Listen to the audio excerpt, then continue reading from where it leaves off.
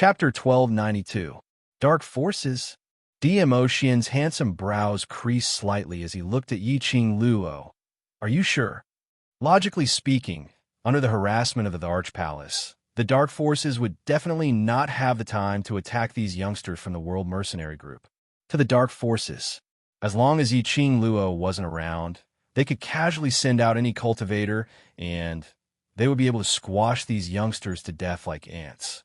The Dark Forces' target was only Yiqing Luo's profound heart jade, and Yiqing Luo only. How could they possibly ambush the World Group at this critical juncture? Yiqing Luo remained silent for a moment and slowly shook her head. I'm not too sure. The profound Yinshi's response is very weak. She took a deep breath and closed her eyes again, preparing to magnify her perception. Suddenly, she felt a dull pain in her chest, causing her face to pale. Her fair little hand pressed against her chest, her eyebrows knitted tightly, her breathing heavy. Don't force yourself. DMO Xian noticed the change in her expression and grabbed her hand, which was placed on her chest. It hasn't been long since the extraction of the heart bone. Your body isn't suitable to use profound energy. Yiqing Luo opened her eyes and didn't persist any further. Even if he could sense the faint, mysterious Yinshi, it would be useless whether it was from the Dark Forces or not. Right now, the most important thing was to find his brothers so that he could know what had happened last night. The two of them stood in the middle of a group of corpses, their gazes searching through the charred corpses. His heart, which was hanging in the air, gradually calmed down. There were no corpses here, not a single one. This meant that her brothers were still alive. Lil Luo, look over there. DMO Xian pointed towards the direction of the independent courtyard. Look at the ground. Yiqing Luo followed the direction of DMO Xian's finger. Countless messy footprints could be seen on the charred ground. Bloody footprints led in the direction of the independent courtyard. Yiqing Luo and DMO Xian exchanged glances, and both of them rushed towards the independent courtyard at the same time. Following the clear footprints on the charred ground, he arrived at Long Yunzhan's courtyard. The two of them walked in, and their footprints finally stopped at the door of Long Yunzhan's bedroom. The bedroom had already been burnt black, and almost everything had been burnt down. The ground was covered with piles of charred wood, scattered all over the place. DMO Xian pulled Yiqing Luo's wrist and shoved her behind his back. Soon after, the wind from his palms stirred, and a hurricane blew up all the wood shavings in the room. Under the layers of wood chips, a square hole was revealed near the corner of the wall. Was that a secret passage? Long Yunzhan's room actually had a secret passage. Is this another secret tunnel that the old man holy thief built when he had nothing better to do? In other words, there was a high possibility that the World Group members had left through this secret passage. After the hurricane dissipated, Yiqing Luo's figure flashed as she stood in front of the cave entrance. He reached out and touched something near the entrance of the cave. With a ka sound, the entire corner of the wall collapsed, revealing a hole that could fit a person. It was indeed a secret passage. Yiqing Luo's eyes shone brightly as she pulled DMO Xian's hand and was about to rush into the secret passage. DMO Xian held her little hand tightly and pulled her behind him. Only then did he take the lead and walk into the secret passage. It was just a casual action, but it made Yiqing Luo's lips curl into a sweet smile. The two of them, one in front and one behind, entered the secret passage. This secret passage wasn't considered spacious, and it was extremely simple. Chapter 1293. This secret passage was about 10 meters long.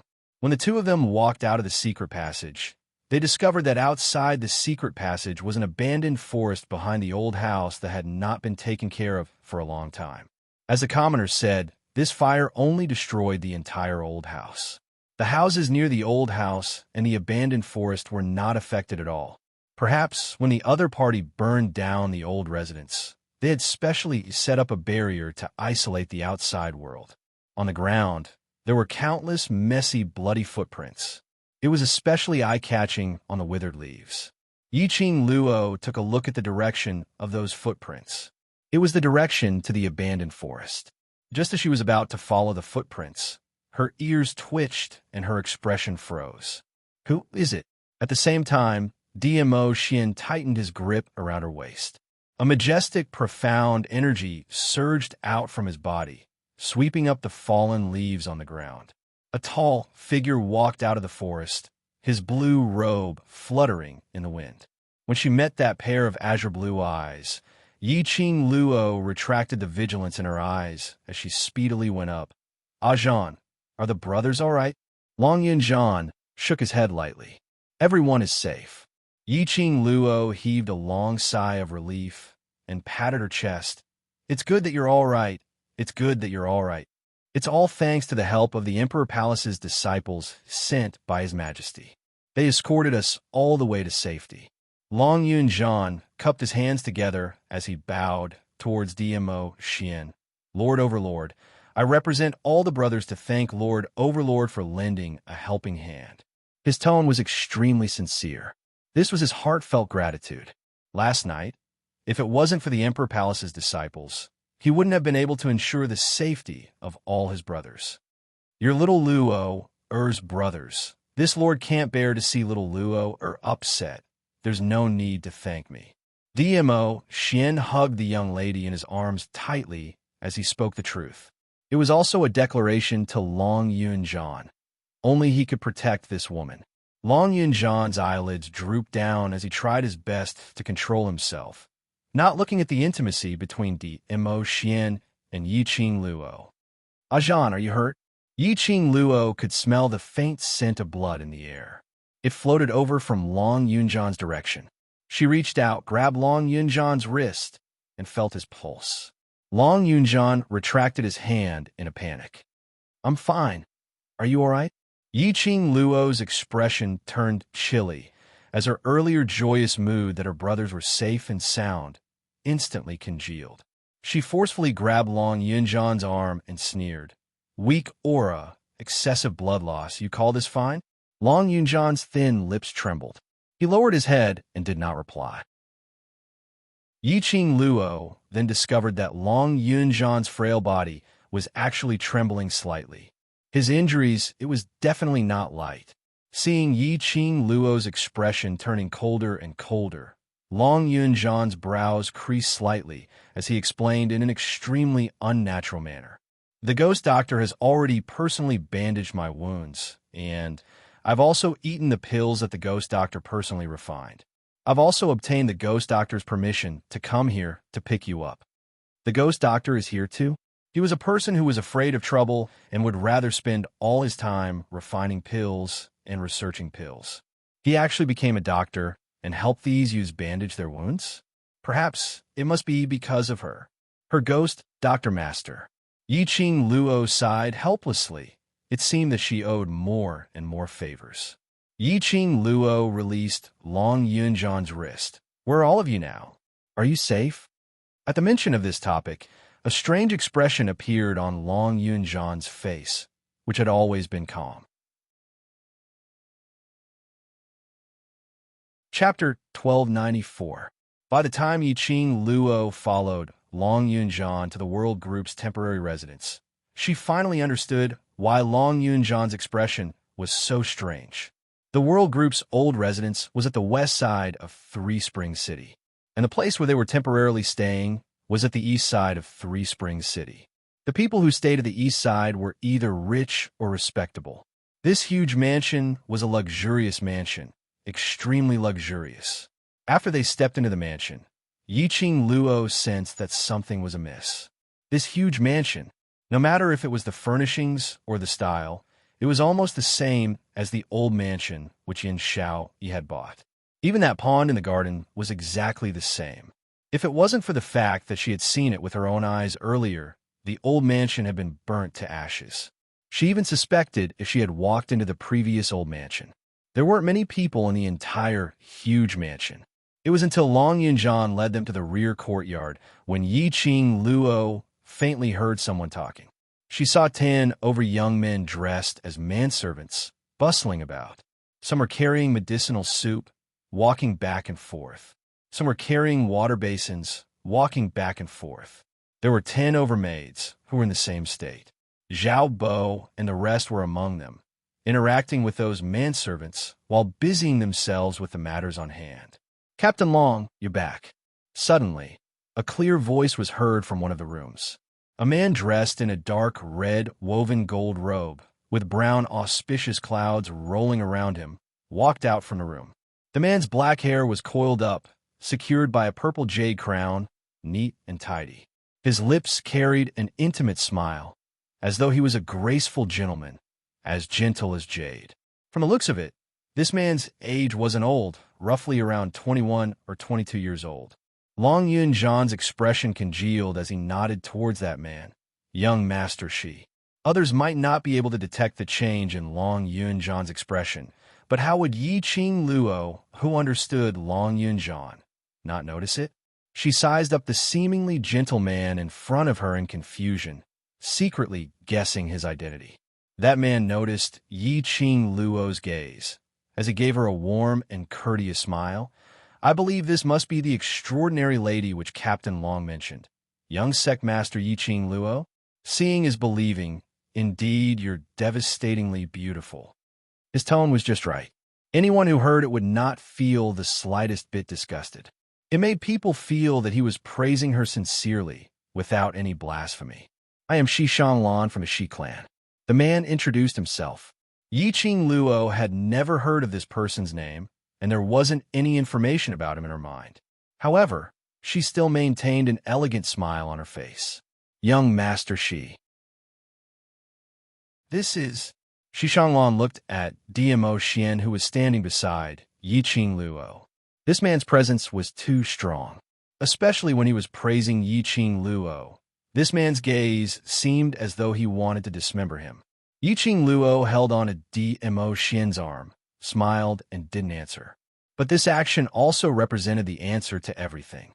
"Qing Luo." Earlier, when Shi Shanglan walked out from the room, Xiao Jin's voice was heard. In the next instant, Xiao Jin walked out of the house.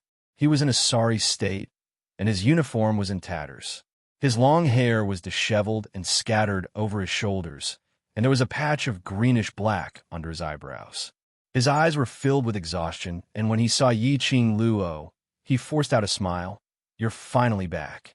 Yiqing Luo's slender brows creased as she looked at the open door. "No need to guess. That must be in Xiao Yi's room." Xiao Jin's gaze paused on Shi Shanglan for a moment. Chapter 1295. No need. Yiqing Luo wasn't in the mood to rest. What exactly happened? Why was the old house burned down? Xiao Jin's expression sank slightly, and he was just about to speak. He glanced at Shi Shanglan out of the corner of his eye and stopped what he was about to say. "The ghost doctor and god thief are waiting for you. Let's go over first." Shi Shanglan gave a gentle smile, knowingly. "I'll go buy some more herbs. You guys can chat first." Yiqing Luo nodded her head slightly as she expressed her gratitude in a mild voice. This man, who looked as gentle as jade, seemed to be graceful and polite, and his every movement was extremely elegant. But maybe it was because Long Yunjan and Xiao Jin's attitude towards him wasn't that warm, and there was a trace of distance. Yiqing Luo disliked the house and its crow, so she didn't have any good impression of Shi Shanglan. After Shi Shanglan left, Xiao Jin led the way at the front. He briefly explained the fire that had happened last night. When Yiqing Luo heard that, her slender brows creased slightly as she squeezed out a few words between her teeth. "Yiqing Qian." It's her again. Yiqing Qian actually dared to come out and create trouble. At this critical juncture, he was still unwilling to let the world group off. Other than Yiqing Qian, who hated her to the core, there was no one else. Did he really think that he would be invincible just because he held onto the leopard Saint Technique's thigh? Yiqing Luo's eyes were filled with an evil, cold intent. "Little Luo, don't be rash." Dmo Xian's long arm wrapped around her slender waist. He did not like to see such an expression on her face. "I won't be impulsive." Yiqing Luo sneered. Her little hand covered the hand on her waist. "I was just thinking, if I see Yiqing Qian next time, I will not hold back and tear her into pieces." She would not impulsively seek revenge on Yi Qingqian now. Yi Qingqian's backing was the Dark Forces, Wolf Saint's forces. The Brothers of the World group had yet to recover from their injuries. Furthermore, because she was repairing the glowing flame fan, her heart bone and heart blood had been extracted, and the abnormalities in her body had yet to dissipate. She was impulsive. He was bound to suffer. But for this revenge, she would definitely make Yi Qingqian pay a painful price. She wanted Yi Qingqian to suffer a fate worse than death. The ruthless glint in his eyes was like a sharp blade. The atmosphere instantly froze. Xiao Jin suddenly stopped in his tracks as he turned around to look at DMO Xian. Today, the World Group was able to escape by a fluke, all thanks to the Imperial Palace's disciples' help. His words broke the strange and cold atmosphere at this moment. The iciness in Yi Qing Luo's eyes dissipated as she raised her eyes to look at Xiao Jin. Xiao Jin sincerely bowed towards DMO Xian. Lord Overlord has lent a helping hand today. If there's any need for me in future, I will definitely risk my life to help you. It could be said that it was the lives of all the brothers in the World Group. He was saved by a disciple of the Emperor Palace. The Imperial Palace's disciples protecting them secretly was under DMO Xian's instructions. No matter if DMO Xian's action was to protect them or for Yi Qing Luo. It was an indisputable fact that the Emperor Palace had saved the World Group. DMO Xian didn't stand on ceremony as he held a smile that didn't look like a smile, his brows raised slightly. There will definitely be a place where I can use you. After walking down 2 long corridors, they arrived at the direction of the medicine refining room. Ghost Doctor was refining medicinal pills while God Thief was chewing on a piece of straw in boredom, looking around the surroundings. On seeing Yi Qing Luo entering, God Thief's face was filled with joy. Last Qing Luo, you're finally back. Master Ghost Doctor Yi Qing Luo's gaze was fixed on Ghost Doctor and God Thief for some time, as she hesitated to speak. Chapter 1296. Ever since the last time at God Thief's courtyard, she had seen the both of them. Yi Qing Luo felt that they definitely knew each other previously.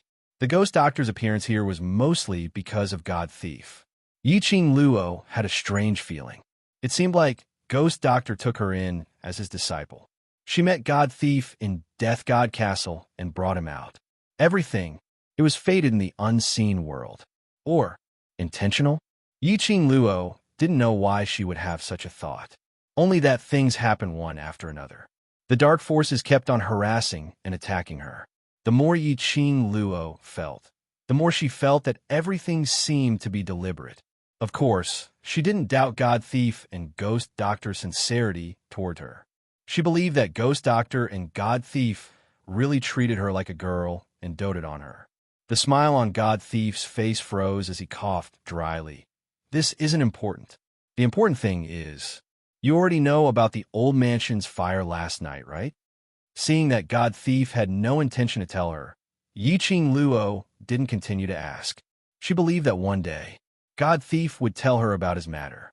Yi Qing Luo nodded her head as her slender brows creased slightly, going along with God Thief as she changed the topic. Our brothers traveled through the night and took different routes back to the old residence. Yet they were detected by the dark forces. This is just too strange. To everyone, Devil Class was going to challenge the Overseer on the second day. No matter what, they couldn't possibly leave the West Lawn Square on the night of the challenge.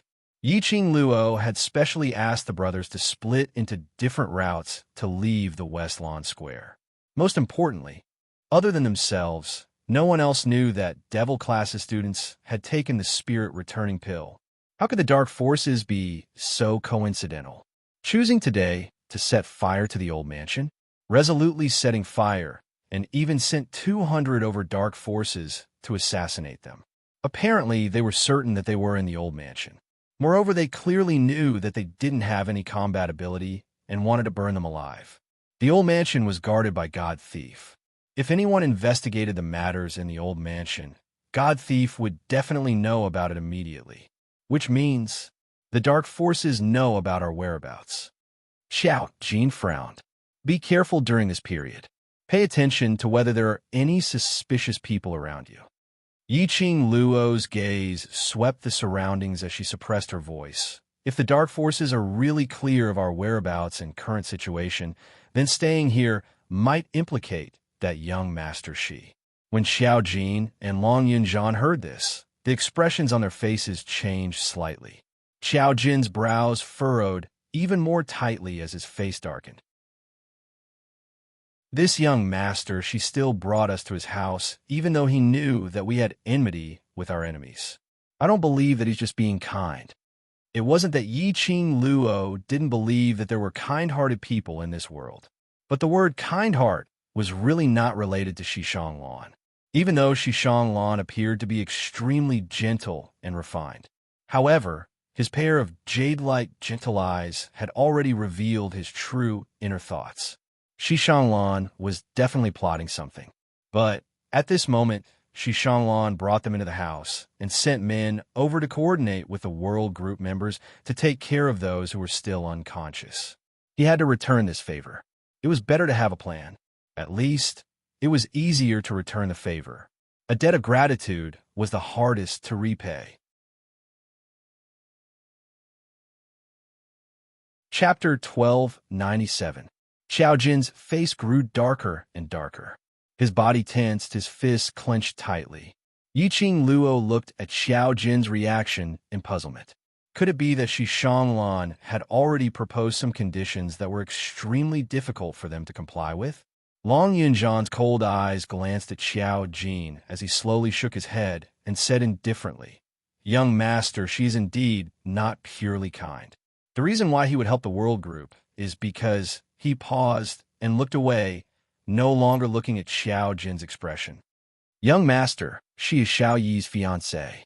This sentence was like a stone thrown into the calm surface of the water, causing ripples to appear. Fiancé? Yin Xiao Yi's fiancé?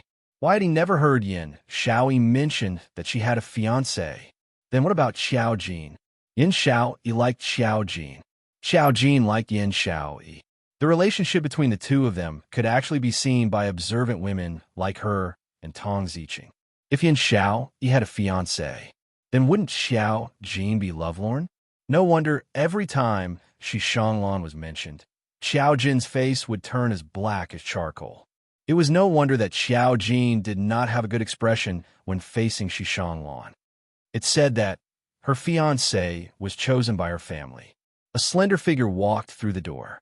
Her pink hunting attire added a touch of color to the gloomy atmosphere. Peach walked in and told them the news that she had just specially inquired about. The elders of the two families met 2 months ago. The master and madam of the Shi family have also agreed to this marriage. As soon as Xiao Yi graduates from the academy, the marriage will be arranged. The fiancé that the Yin family found for Yin Xiao Yi, even though Yin Xiao Yi rarely mentioned the things that happened in the Yin family. But Yiqing Luo could more or less feel it. Yin Xiao Yi was of the Yin family. It was just like how she used to be in the Yi family. Such a family would be so kind as to help Yin Xiao Yi choose a eldest young master of the Shi family. Although the Shi family wasn't considered a top-notch family in the Jianghu, it was still a powerful family. However, he still had some status in the Western continent. According to Yin Xiao Yi's life in the Yin family, Yin Xiao Yi marrying Xishanglan was a very good choice. But how could the Yin family be so kind? Moreover, according to Yin Xiao Yi's personality, how would she listen to her clan's orders and marry Xishanglan? I also inquired about one thing. Peach looked at Yiqing Luo hesitantly, not knowing if she should say it at this time. The more she hemmed and hawed, Xiao Jin, who was extremely concerned about Yin Xiao Yi's matters, became increasingly flustered. "Quickly tell me what you found out." That fiancé. Actually, Xiao, he knows of this person's existence." Peach stuttered. With every word he said, he carefully looked at their expressions. Xiao Jin's stiff body suddenly swayed. Long Yunjian, who was at the side, immediately reached out to help. "She knows." Xiao Jin's voice was extremely hoarse, and it faintly revealed a trace of self-ridicule. He laughed softly. She always knew that she had a fiancé, didn't she? That? But Xiao Yi doesn't take this fiancé seriously at all. She didn't agree to this marriage, but it seems like young master she really wants Xiao Yi.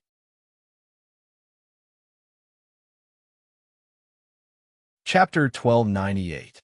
Peach stammered as she wanted to continue explaining.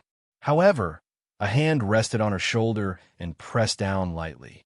Peach turned her head and saw a pair of enchanting eyes with a hint of a sly smile. Stop talking. No matter if Xiao Yi treats young master Shi seriously or not, in young master Shi's eyes, Xiao Yi is his fiancé.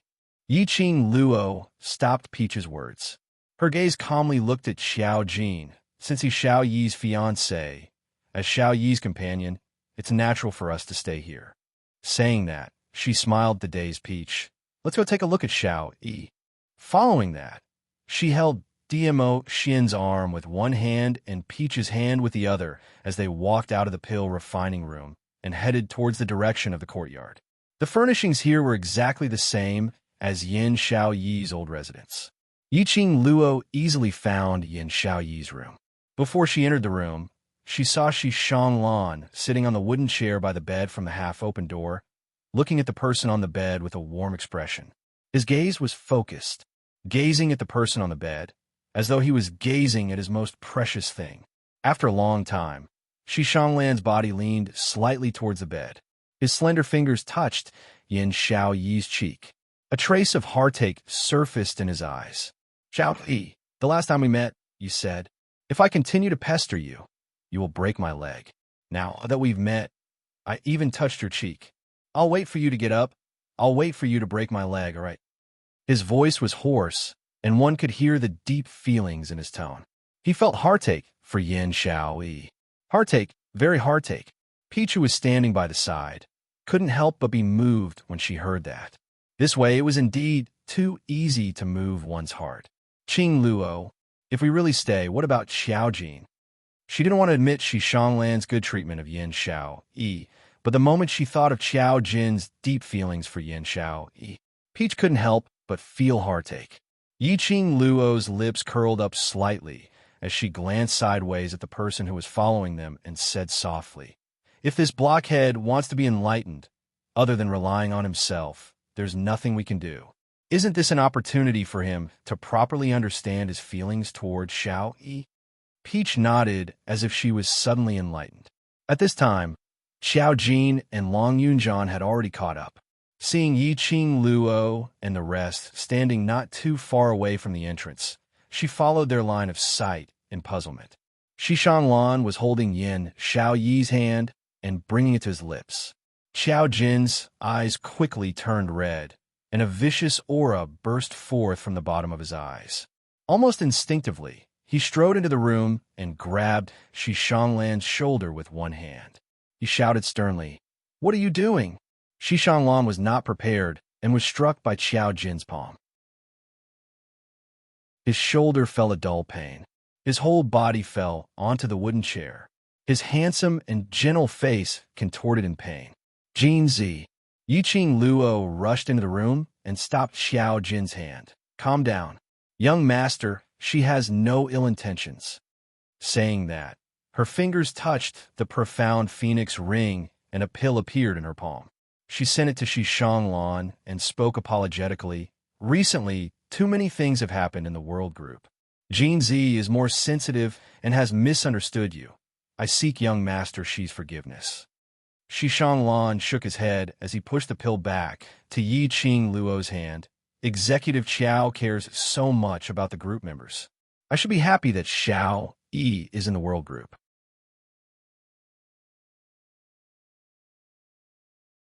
Chapter 1299. Shi Shanglan's words were humble and polite. No one could find any fault with them. But the meaning behind his words was, he was Yin Xiao Yi's fiancé. Yes, Shi Shanglan was announcing his relationship with Yin Xiao Yi. Moreover, it was a declaration that his relationship with Yin Xiao Yi was extremely loving. As expected, Xiao Jin's face completely darkened. Young master, she has suffered such a serious injury. Aren't there more than 20 doctors in the outer courtyard? Young master, she had better go and bandage the injury on your shoulder first. Yiqing Luo was worried that Xiao Jin would suddenly explode as she hurriedly interrupted Shi Shanglan's words. Her eyes were filled with guilt. She pulled Tao Zi to her side. Jin Zi and Tao Zi, accompany young master Shi to the outer courtyard to find a doctor. Don't let him fall ill. As he spoke, he pushed Xiao Jin, whose entire body was stiff and his muscles were taut, toward Shi Shanglan. This brother of mine doesn't know how to control his strength. I don't even know if that palm just now hurt the muscles and bones in your shoulder.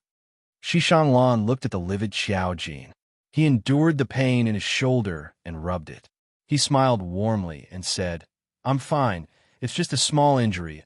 Before he could finish his words, Yiqing Luo's furious, berating voice interrupted his words.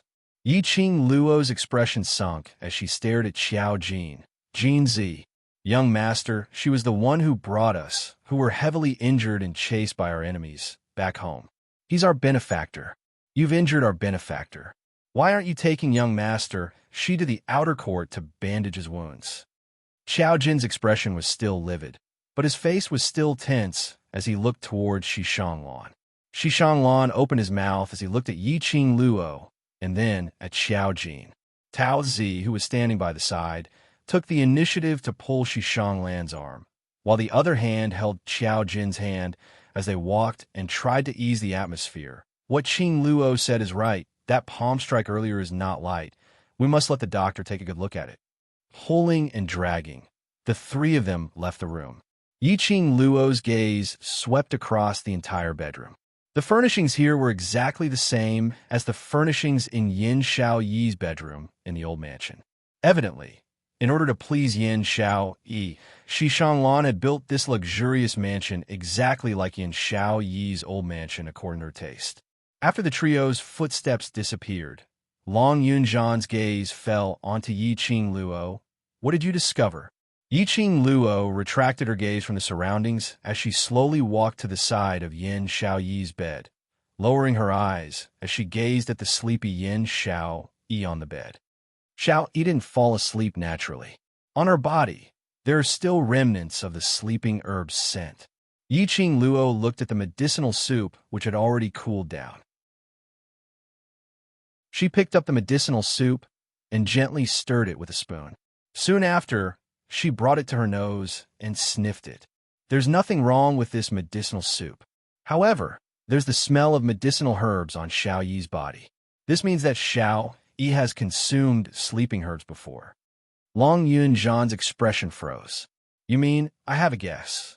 This was what Yiqing Luo had been guessing ever since she entered Yin Xiao Yi's room. She paused, and her gaze collided with Immerse. Immerse caressed her fine black hair. There are no spies in the surroundings. Yiqing Luo was assured as she squinted her eyes and spoke calmly. Shi Shanglan brought us to the Shi family's mansion at this juncture. Although this is just a mansion in Three Springs City, but it still belongs to the Shi family.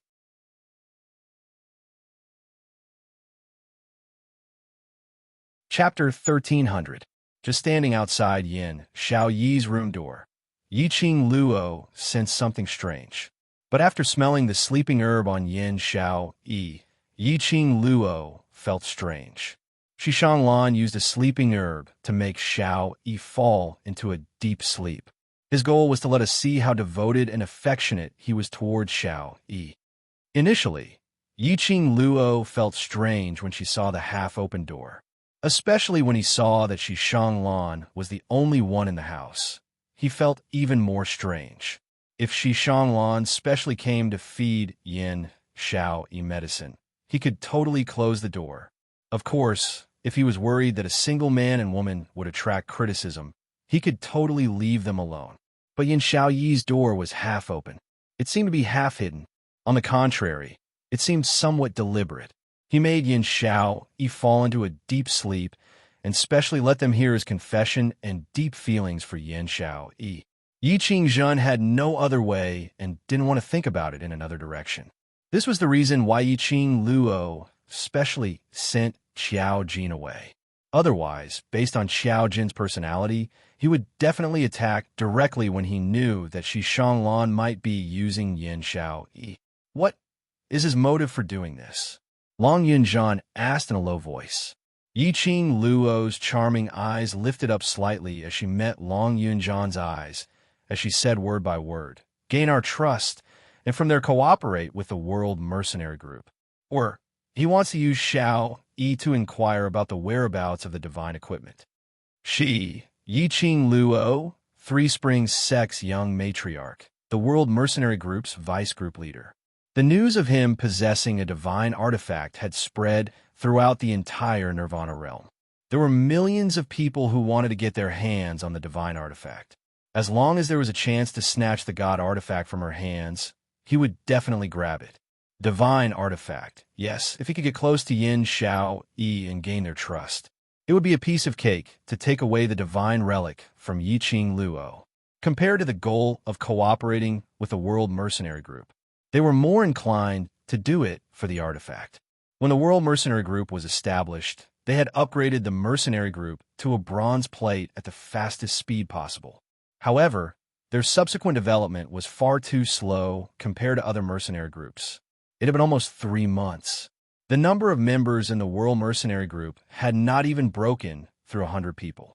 Moreover, after completing those 2 extremely difficult missions, there were only 20 or so team members, and they would take on some small, normal-level quests every few days. It was impossible for Shi Shanglan to go through so much trouble just to cooperate with World Connect. Of course, these are only my guesses. Don't tell Jean Z for now.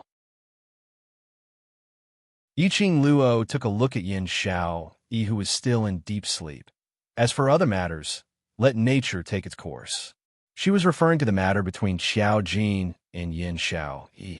Once the brothers can get out of bed, we will leave this place.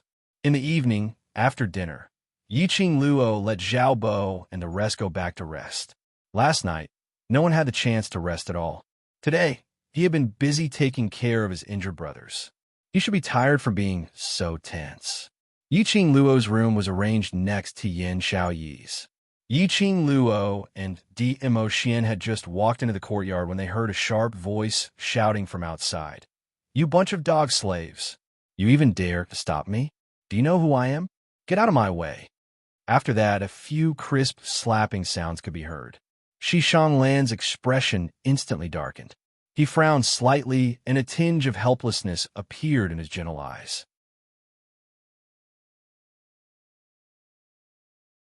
Chapter 1301. Shi Shanglan was startled. He waved his hands and said, "Miss Yi, please don't misunderstand. I don't have any relationship with that lady. If they weren't friends, why would they barge into his old residence and act so arrogantly, even whipping the servants who try to stop them? No one would believe such a thing, even if he said it." Yiqing Luo ridiculed in her heart, but did not show it on her face. She only smiled and nodded at him, then pulled Dmo Xian toward her own room. The footsteps behind him had already reached the courtyard. When she saw Shi Shanglan, the woman's furious voice could already be heard. "Shi Shanglan, where is that little bitch? Young Miss Yin." After hearing the woman's words, Shi Shanglan's expression darkened, and he frowned slightly. "Isn't Miss Yan's action a little too unbecoming? Demeanor?" The woman sneered and pushed Shi Shanglan's chest harshly. "You are a man, yet you brought my sister into your mansion. Even if the two of you are already engaged, to the matchmaker's words, before you get married, a man and a woman staying in the same mansion alone, why don't you say it's unbecoming of you?" Shi Shanglan was speechless at these words. His jade-like, gentle eyes were filled with helplessness. It was as if he was already used to this woman's rude and unreasonable personality. Yiqing Luo felt that this lady's voice sounded rather familiar. And the fiancé who mentioned the matchmaker, wasn't that Yin Xiaoyi? Puzzled, she glanced sideways at the woman. Coincidentally, his gaze met the woman's. The young lady's gaze went past Shi Shanglan, and when she saw Yiqing Luo, who was walking into the house, her face instantly turned pale like a piece of paper. Yiqing Luo? Why are you here?" That woman was none other than a stranger. It was the eldest daughter of the Yin family, Yin Xiao Yi's elder sister from the same father and mother, Yin Jinfei. When Yin Zhenfei saw that Yi Qing Luo was also in the Shi family's mansion, she was completely stunned. Towards Yi Qing Luo, she hated her from the bottom of her heart and feared her from the bottom of her heart. In the academy, even if it was Yi Qing Jian who was the first to step into the Earth Profound stage, she was also forced to go missing by Yi Qing Luo. Even Lu Shuiyu was defeated. She didn't dare to have any conflict with Yi Qing Luo. Why was she so unlucky to meet Yi Qing Luo, this god of plague? Yo, isn't this student Yin? Yi Qing Luo retracted her footsteps into the house as her lips curled into a teasing smile as she sized Yin Zhenfei up. Student Yin, in this round of interclass competitions, you've suffered a series of defeats, and it seems that you've been eliminated in less than half an instance's time. I wonder if the Yin family will still love and pamper you like before. Yin Zhenfei's face turned green and white. Yi Qing Luo's words were simply stabbing a knife into her heart. Yin Zhenfei was extremely talented, and the Yin family had high hopes for her. But this was a class confrontation. Yin Zhenfei's performance had completely shamed the Yin family. Yin Zhenfei was so angry that her face turned red, her chest rising and falling. After she returned from the competition, she was indeed reprimanded by the Yin family from beginning to end. Moreover, the Yin family's old grandmother even said that she would be sent to the Shijing sect to cultivate. The Ten Scenery sect was the largest sect in the Nirvana realm. The sect master was even Yi Qing Jian's master. She had heard from Yi Qing Jian that the Ten Scenery sect's disciples cultivated extremely hard, without any freedom at all. As compared to going to the Ten Scenery sect to cultivate, Yin Zhenfei wanted to stay in the academy more. At least in the academy, it wouldn't be so tough. Moreover, her reputation in Heavenly Academy was much better than being a small disciple in Shijing sect.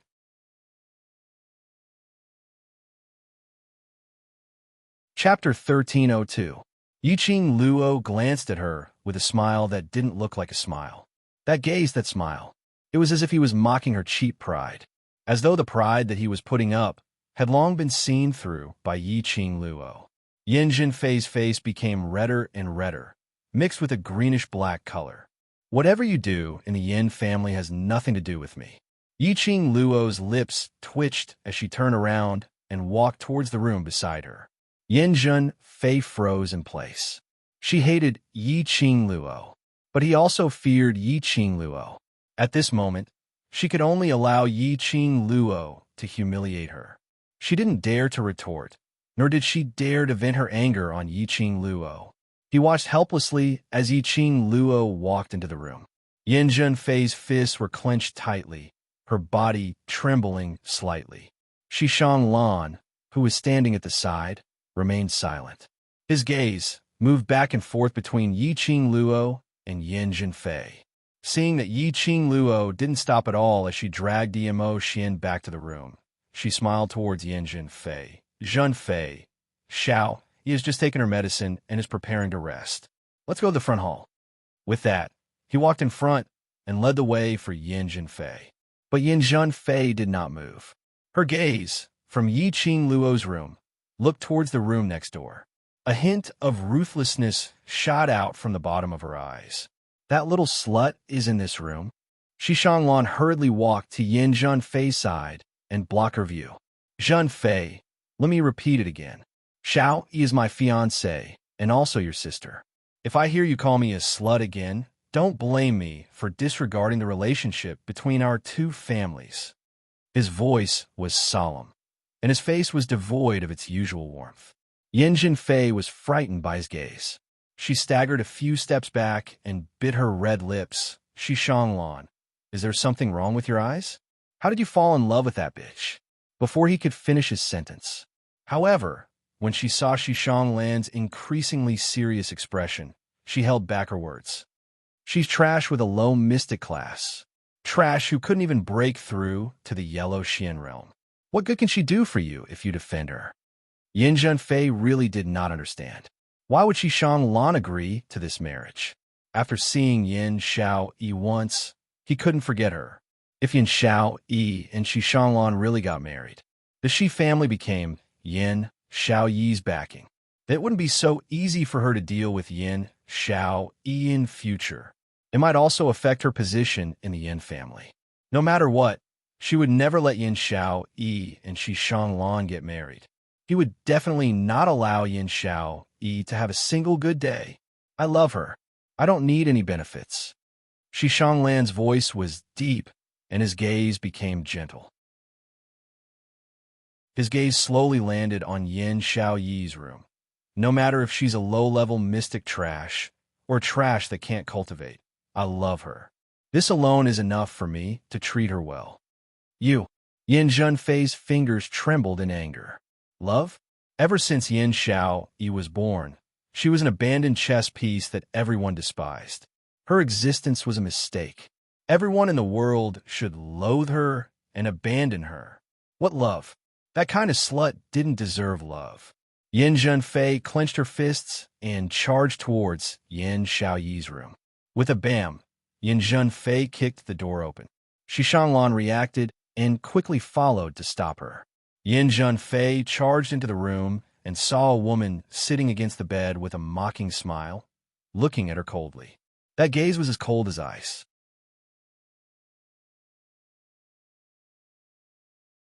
Chapter 1303.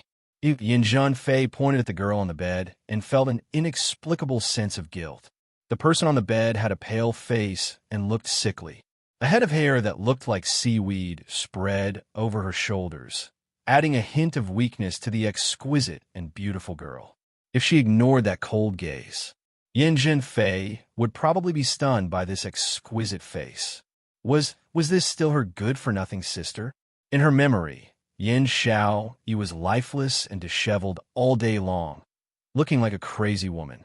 She still remembered that as long as she got close to Yin Xiao Yi, it was as if she felt the arrival of the god of death. Everyone in the Yin family was disgusted by his lifeless demeanor. But the girl in front of her now was even more stunning than her. How could this be her sister? Miss Yin, how have you been? Yin Xiao Yi's cold voice rang out in the room. Yin Zhenfei felt an inexplicable sense of fear. You are Yin Xiao Yi? How could you be Yin Xiao Yi?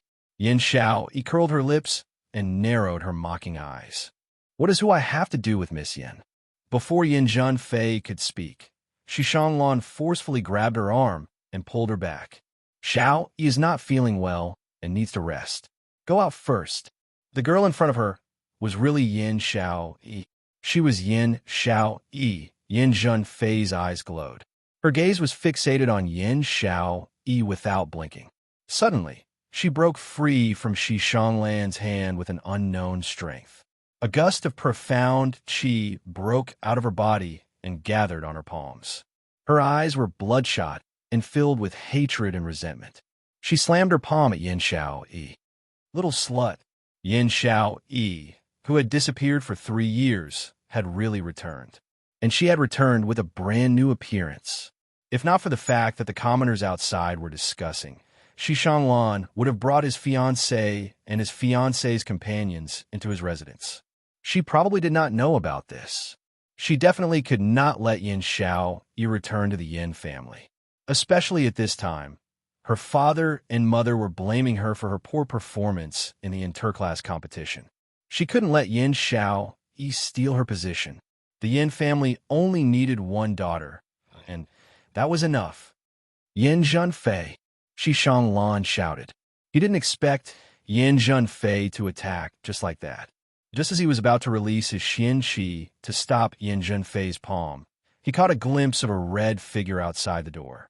In the next instant, his body rushed in front of Yin Xiao Yi, opened his arms, and suddenly hugged Yin Xiao Yi.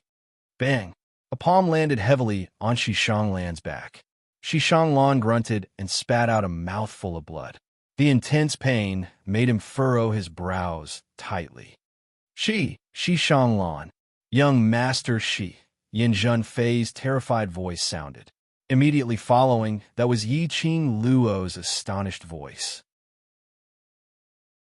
The ones who walked in the room were not only Yiqing Luo and DMO Xian, but also Long Yunzhan and Xiao Jin. The few of them had just entered the room when they saw Shi Shanglan hugging Yin Xiao Yi tightly and blocking that palm for her. Yin Xiao Yi, who was being hugged tightly, was astonished. This scene was indeed shocking. Shi Shanglan actually took the initiative to block Yin Zhenfei's palm for Yin Xiao Yi. Even Yiqing Luo couldn't help but frown slightly, not sure of the guess in her heart. Could it be?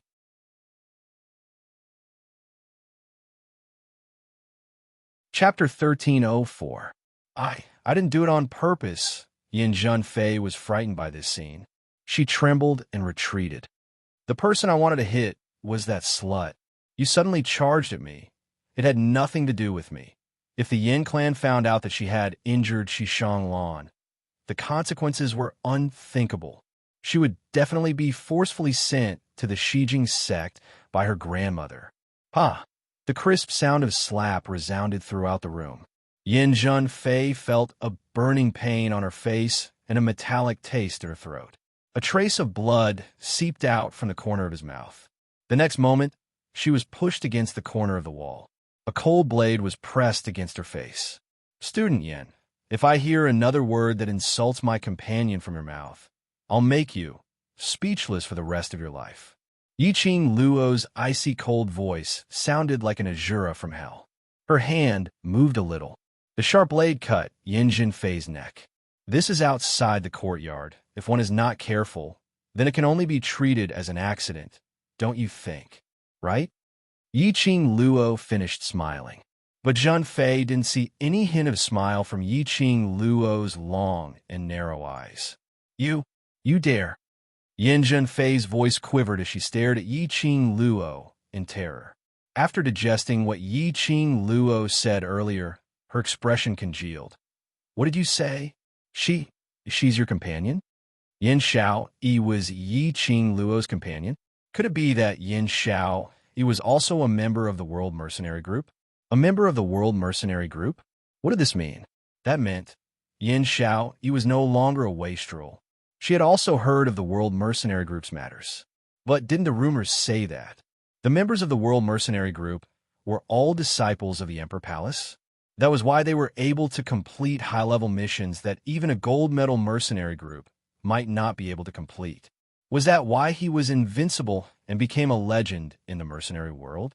How could Yin Xiao Yi have the qualifications to enter the World Mercenary Group? Yiqing Luo could tell what Yin Zhenfei was thinking about with just one look. She curled her lips and looked into Yin Zhenfei's eyes, saying word by word, "She's my Devil Class's class committee president, and also the executive group leader of the World Mercenary Group. So, of course, she is my companion." Devil Class, executive leader? Yin Zhenfei was dumbfounded. She stared at Yin Xiao Yi in disbelief, unable to believe what she had just heard. How could this be? How could Yin Xiao Yi be a student of the Devil Class? How could she possibly join the World Mercenary Group? And he's the executive leader of the World Mercenary Group? Executive leader. That was a position second only to the deputy leader. To be able to hold such a high position in the World Mercenary Group, it meant that Yin Xiao Yi's ability was sufficient to lead a mercenary group. No, impossible. She's trash. Trash that can't even break through to the yellow mystic realm. Yin Zhenfei's heart was filled with fear as she muttered and shook her head. Muttering softly, Yin Zhenfei's mind suddenly cleared. An image appeared in his mind, in the Heavenly Academy's heavenly training forest. He had once encountered an intruder. She still remembered that at that time, there was a ghostly voice that kept chasing after her. That voice kept telling her, "Your opponent is me." At that time, she felt that the voice was extremely familiar. It was extremely similar to Yin Xiao Yi's voice. However, his swift and fierce movements had dispelled her conjecture. But now she was not entirely sure.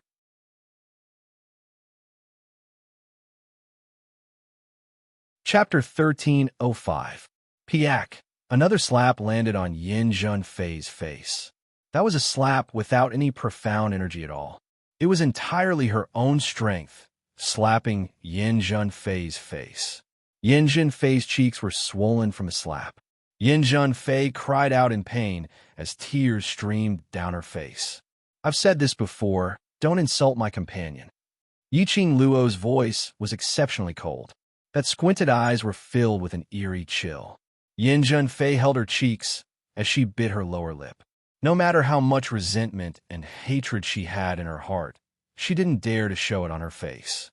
Qing Luo. Yin Xiao Yi, who was lying on the bed, suddenly called out Yiqing Luo's name. Yiqing Luo glanced over. Hearing Yin Xiao Yi's voice, Yin Junfei suddenly regained her senses. She looked at Yin Xiao Yi in terror, and in a few steps, she rushed to Yin Xiao Yi's bedside. In this situation, the few of them didn't stop her. Under their eyelids, no matter what Yin Junfei thought of, she wouldn't be able to gain any advantage. Sister. Yin Junfei rushed to the bedside, anxiously trying to hold Yin Xiao Yi's hand. Yin Xiao Yi avoided her hand in disgust. Yin Junfei missed and could only grab the blanket on Yin Xiao Yi. Sister, I'm her biological sister. Your biological sister from the same father and mother. You won't let them hurt your biological sister, right? Her voice trembled uncontrollably. As she said that, tears welled up in her eyes. That pitiful look made one feel pity for her. But the few of them present didn't have any good impression of Yin Junfei. Yin Junfei's look in their eyes was just a joke. Yiqing Luo leaned into Mo Xin's arms as she crossed her arms, staring at them without blinking. At this moment, they couldn't interfere. After all, this was Yin Xiao Yi's personal matter. If Yin Xiao Yi wished for them to let Yin Junfei off, she didn't have any objections. The entire room was terrifyingly strange. Only Yin Junfei's sobbing could be heard. Yin Junfei's heart became emptier and emptier. We have the same blood in our veins. We are sisters. As long as you say it, they will let me go. Yin Junfei was extremely vexed. Why didn't she investigate anything today and just rush to the Shi family's other residence? She found out from the commoners that there was a huge fire that destroyed the World Mercenary Group. Shi Shanglan brought his fiancée back to his residence. When he heard the word fiancé, Yin Junfei threw the fire and the World Mercenary Group to the back of her mind. All he could think about was Shi Shanglan's fiancé, the cowardly and incompetent bitch Yin Xiaoyi who disappeared for 3 years. He immediately rushed to the residence of the Shi family.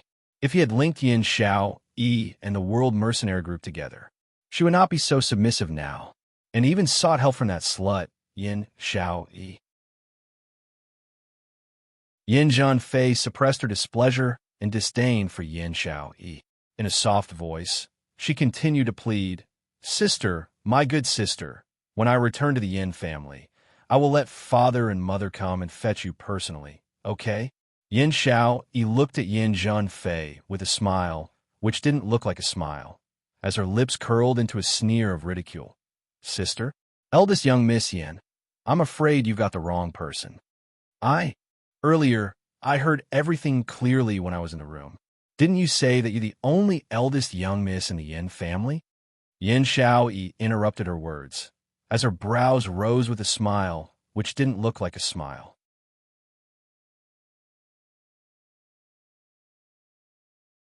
Chapter 1306. In his memory, Yin Xiaoyi had been neglected since she was young. To Yin Xiaoyi, the most important thing was feelings. As long as he gave Yin Xiaoyi a little bit of hope, Yin Xiaoyi would be willing to sacrifice her life for him. Yin Junfei thought that she had used kinship in the name of her parents to pressure and deceive Yin Xiaoyi. Yin Xiaoyi would definitely beg Yiqing Luo to let her off for the sake of kinship, as long as she got out of here alive. At that time, he would think a way to deal with Yin Xiaoyi. But who would have expected this? Yin Xiaoyi's transformation was so huge. No matter what was said, Yin Xiaoyi still had a cynical and sarcastic look on her face from beginning to end. Yin Junfei's expression darkened. It was already her limit to be so submissive to the slut that she had always looked down on. If Yin Xiaoyi still refused to give face, how expensive.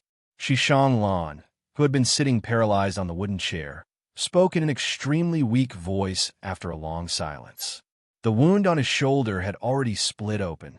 Just now, he had also suffered a palm from Yin Junfei. At this moment, he looked extremely weak. He called Yin Junfei's name softly. Xiao Yi is my fiancée and will be the Shi family's madam in the future. As the Yin family's eldest daughter, please watch your words and actions. Pausing for a moment, the corners of his mouth curled into a smile. For Xiao Yi's sake, I won't tell the Yin clan about what happened today. When Shi Shanglan said that he would keep it a secret, Yin Junfei's heart was finally at ease. No matter what, she couldn't be sent to the Ten Scenery sect.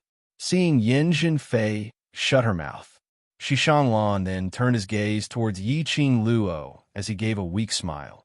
Miss Yi, Junfei doesn't have any ill intentions. I think I just want to see my sister, whom I haven't seen for a long time. If it's possible, can you let her go? Yiqing Luo did not reply. She looked at Yin Xiao Yi. This is your house. If you want her to leave, then let her leave. Why are you asking my Qing Luo for? Yin Xiao Yi frowned as she spoke in an unfriendly tone. Shi Shanglan smiled helplessly. He seemed to be used to Yin Xiao Yi's attitude towards him. He looked at Yin Xiao Yi gently. The tenderness in his eyes could not be concealed at all. Shi Shanglan's fiery gaze caused Yin Xiao Yi to frown. She subconsciously looked at Xiao Jin, who had not said a word since he entered the room. Xiao Jin's gaze fell on her. His face was gloomy, and a storm seemed to be brewing in his eyes. They had been partners for so long. Yin Xiaoyi could tell with one look that all the muscles in Xiao Jin's body were tensed up. That was a sign that he was angry. Every time Xiao Jin was enraged, his body would tense up. Is he angry? Was he angry because of her relationship with Shi Shanglan?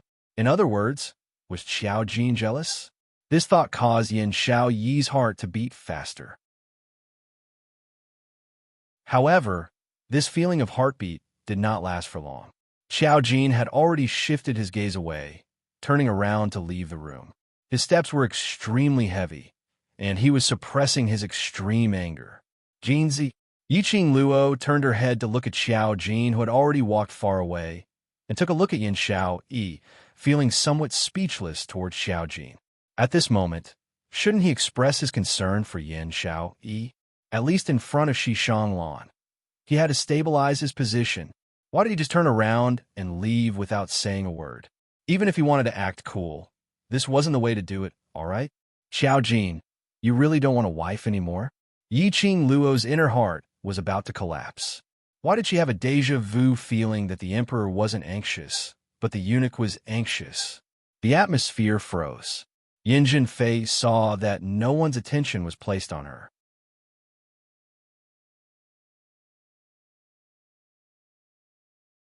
Chapter 1307.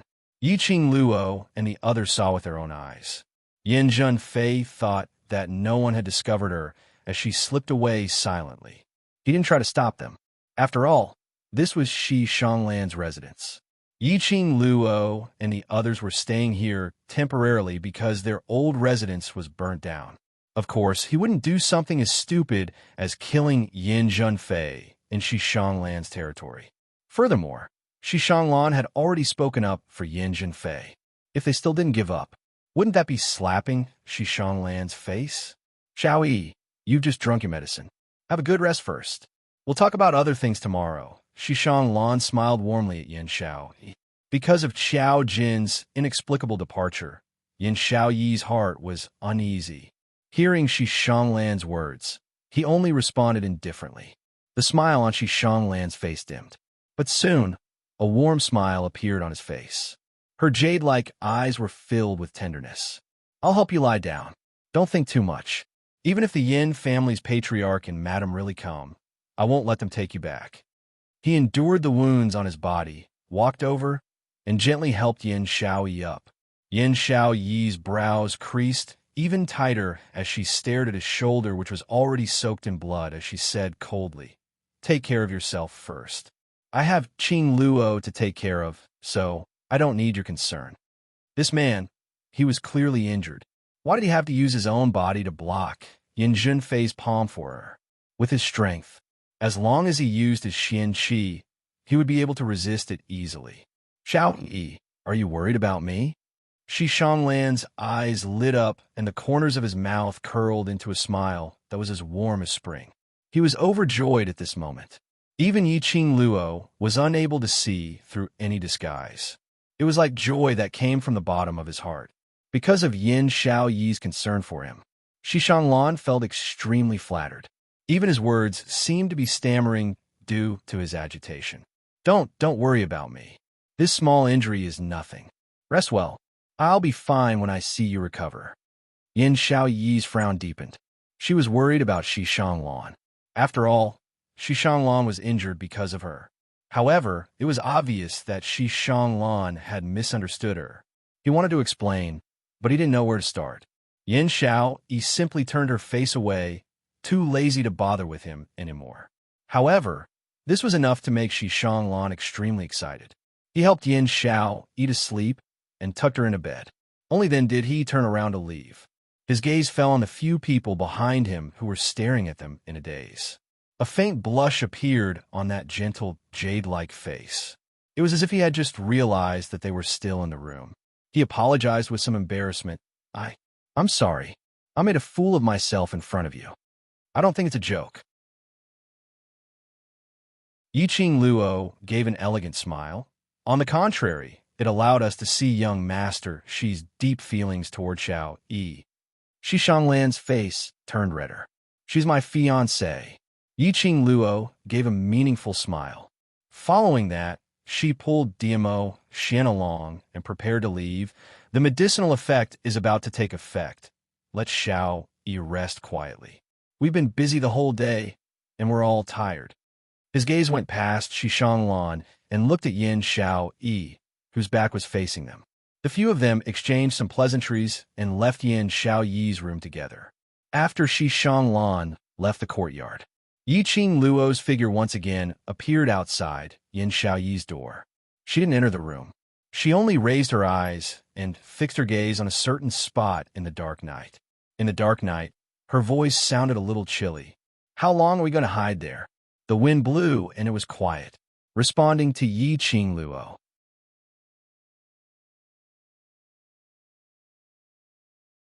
Chapter 1308. Yiqing Luo raised her brows as her lips curled up in ridicule. Not willing to come out? Do you feel ashamed to face Xiaoyi, or are you deeply aware that you are inferior to young Master Shi? In the dark, rustling sounds could be heard, appearing somewhat messy. After some time, a figure steadily landed in front of Yiqing Luo. His dark and gloomy face almost merged with the night. That's enough. You're already ugly enough. Don't keep a straight face. Yiqing Luo rolled her eyes. Look at young Master Shi. That fair complexion, those long legs, if we were to really compare, this point has already won you completely. With that pretty face of his, he wants to completely defeat me? Wait till I reveal. Xiao Jin's voice paused. That unprepossessing face had a complicated expression. His tone changed, and his voice deepened. What are you trying to say? Let's talk inside. Yiqing Luo finished her sentence and stepped into the room next door. Xiao Jin hesitated for a moment, but still followed. Candlelight flickered in the room. Diamo Xian sat by the side, sipping his tea. Yiqing Luo had just walked over when she was grabbed by one hand and forcefully pulled into his arms. Long used to Diamo Xian's sudden display of affection, Yiqing Luo couldn't be bothered to struggle. She just sat on Diamo Xian's lap and looked at Xiao Jin lazily. After being agitated by Shi Shanglan, you don't even want your wife anymore. What wife? Xiaoyi and I don't have that kind of relationship. Xiao Jin's brows were tightly knitted together. His face under the candlelight was livid. Yiqing Luo thought, what if she wasn't the one asking this question? Xiao Jin would probably use his fist to answer this question. Why are you still trying to be secretive in front of your brother? Yiqing Luo rolled her eyes at him. Do you know what is the reason why you lost to Shi Shanglan? Xiao Jin was silent. He seemed to be unable to answer. He seemed to be waiting for her answer. Yiqing Luo sighed helplessly and pointed at the man who was hugging her. Do you see that the overlord who was worshipped as a deity in the Nirvana realm is now with me? Have I ever hidden such an honorable identity from you?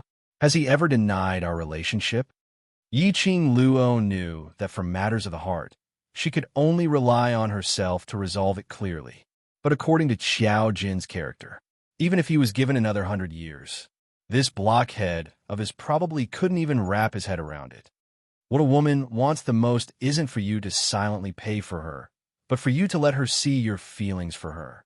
Yiqing Luo lowered her voice and said word by word, "A woman's heart is very easy to let her imagination run wild.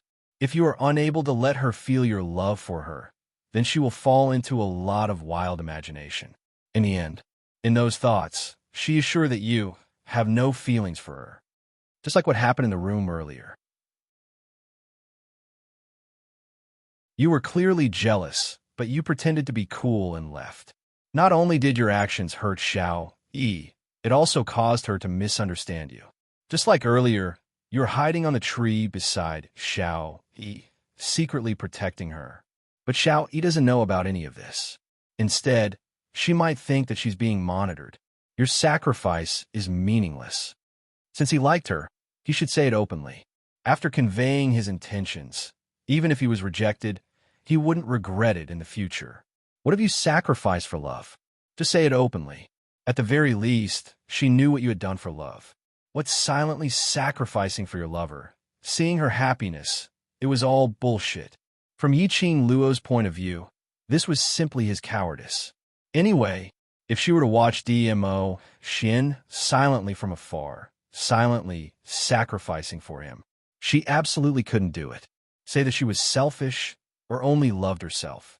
To her, if there was no reciprocation of feelings, even if she really fell in love, she wouldn't hesitate to pull away. She still had a lot of things to do. Love wouldn't be her everything. One day, time would slowly wear away this relationship.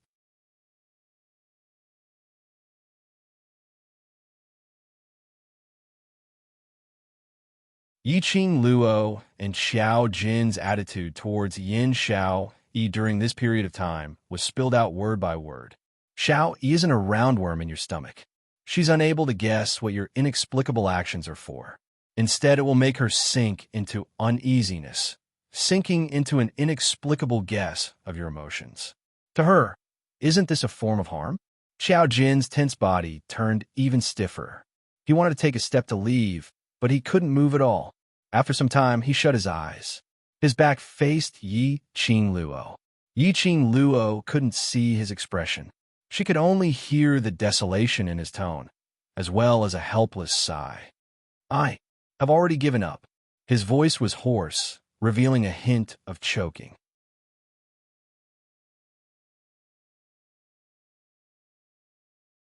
Chapter 13:10. Yiqing Luo was slightly stunned as her slender brows creased tightly. "What do you mean?" "When I saw Xishanglan use his body to block Yin Zhenfei's palm for Xiao Jin's tightly shut eyes felt a little sour. That scene kept replaying in his mind. If he didn't really love Yin Xiao Yi, why would Xishanglan disregard his own body and forcefully block that palm? Because of that palm strike, so you want to give up? Yiqing Luo's voice was extremely calm. "It's not just because of that palm strike. I can see that Xishanglan treats Xiao Yi really well. If Xiao Yi is with him, she will definitely be happier." Xiao Jin laughed. However, his laughter was unable to conceal his sorrow. Xiao Yi did not seem to hate Xishanglan. The Yin family was also extremely satisfied with Xishanglan as their son-in-law. If he forcefully interfered in Xiao Yi's life, it was completely destroying Xiao Yi's current happiness. He couldn't be that selfish. Yiqing Luo looked at his back as her voice grew calmer. Then, give up. Xiao Jin's attitude was very clear. Even if she continued to persuade him, it would be useless. If this was what Xiao Jin wanted, then it would be best for him to give up, as long as he doesn't regret it in the future. Xiao Jin gave an indifferent in before walking out of the room. This time, Yiqing Luo didn't stop him. The room fell into silence once again. Behind her, a pair of strong arms circled around her waist. A scorching hot chest pressed against her back. The elegant scent of sandalwood seeped into his nose. The vexation in her heart gradually dissipated under the man's elegant aura. This is the path he chose. You don't have to feel guilty. The man's low and hoarse voice sounded in her ears. Yiqing Luo turned around, and her little hand circled around his waist. She obediently leaned her head against his chest. That's Shi Shanglan. I'm still worried. I've already asked Wind to investigate. The emo Xin's eyes congealed. He had the same thinking as Yiqing Luo. They were all suspicious of Shi Shanglan's motives. Even though she saw Shi Shanglan's deep feelings for Yin Shaoyi, he personally saw Shi Shanglan disregard everything for Yin Shaoyi. However, they still felt that Shi Shanglan was not as simple as he seemed. After all, it was for the divine artifact. Or did he have other motives? Or was it really for Yin Shaoyi? All of this, when Ah Feng brought back the information from the investigation, there would be an answer. Ah Xian, thank you. Yiqing Luo raised her charming eyes as she gazed deeply at him, her little hand caressing his face. Luckily, we're not as silly as Jinzi and Shaoyi. Looking at them, the more I feel that.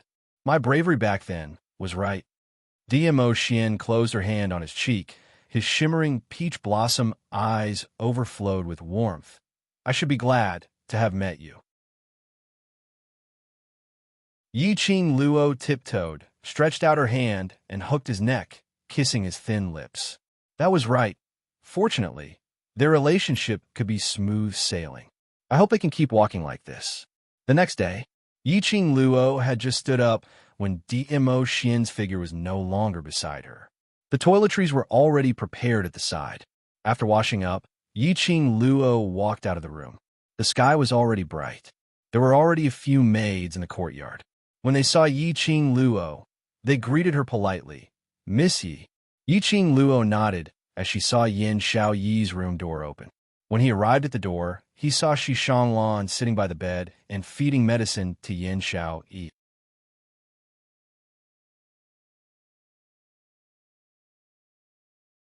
Chapter 1311. Yiqing Luo restrained the expression in her eyes as she smiled and walked into the room. Shaoyi, are you feeling better? Yin Shaoyi was frowning as she unwillingly drank the medicine from the spoon in Shi Shanglan's hand. Seeing Yiqing Luo enter, her face revealed a sliver of embarrassment as she turned her face away and rejected the medicine which Shi Shanglan passed her lips. Shi Shanglan was an intelligent person. He knew when to stop. He immediately placed the medicine bowl aside and smiled warmly. Miss Yi, I'll go check if the other's medicine is ready. I'll have to trouble you to take care of Shaoyi. Yiqing Luo nodded as she walked over. Shi Shanglan stood up and spoke warmly to Yin Shao. The doctor will take a look at your wounds later to see if there's any improvement. Drink the medicine and rest for a while. Yin Shao, he didn't reply. Shi Shanglan was used to her attitude. He bid farewell to Yiqing Luo in a cultured and elegant manner as he got up and walked out of the room. Yiqing Luo took over Shi Shanglan's action as she took the medicine bowl and sat by the side. After drinking a spoonful of medicine, the medicinal taste was extremely bitter, so bitter that Yin Shaoyi's brows knitted into a bundle. Do you want to leave Shi family's residence? Yiqing Luo diverted Yin Shaoyi's attention as she asked calmly. Indeed, Yin Shaoyi's expression congealed.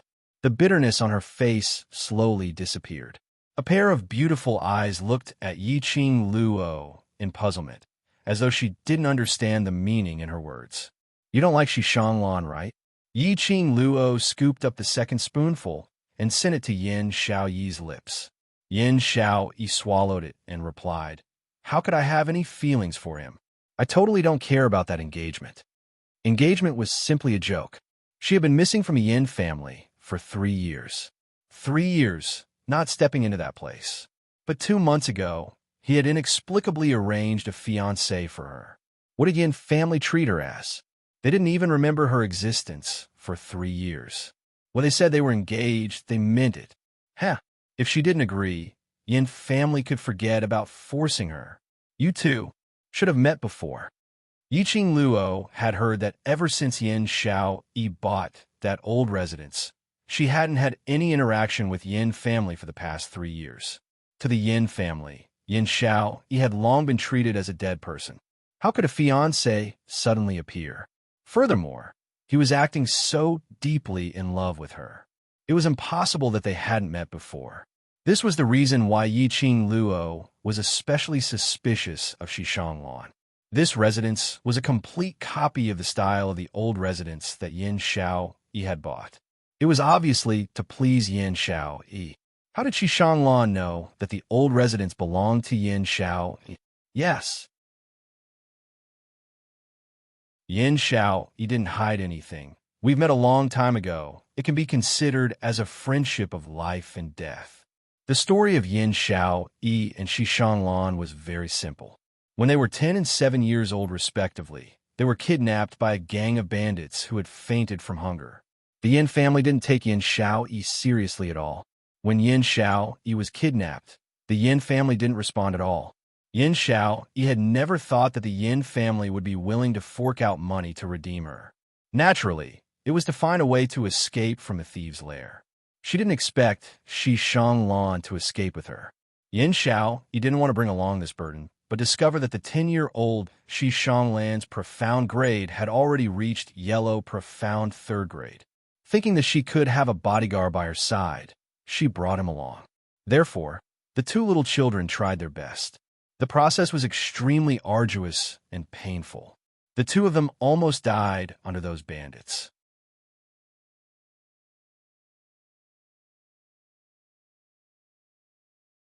Chapter 13:12.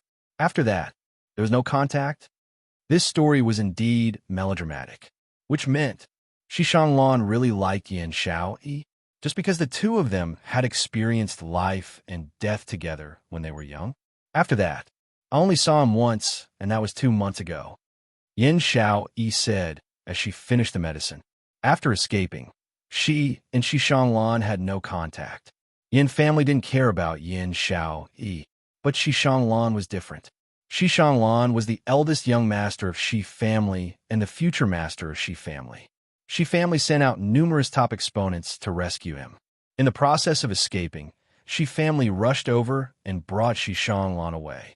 As for her, because she had done the dangerous thing of bringing Xishanglan away from the thieves' lair, she was almost dismembered. Xishanglan begged his father to spare her life and send her back to Yin family. But when she was sent back to Yin family, he didn't forget to reprimand Yin Xiao Yi in front of Yin family's patriarch. During that period of time, Yin Xiao Yi's life wasn't easy. There were several times when she almost died under the Yin family's beatings. Hence, toward Shi family, Yin Xiao Yi didn't have any good impression. Later on, she had enough ability to protect herself. She earned enough money to purchase the old residence in 3 Springs City West Street. From then on, she stayed in the old residence. And 2 months ago, Xishanglan went to the old residence to look for her and explained that they had already set the engagement. Yin Xiaoyi directly threw Xishanglan out.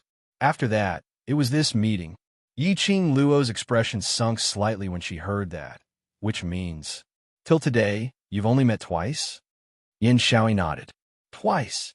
Once 10 years old, once 20 years old.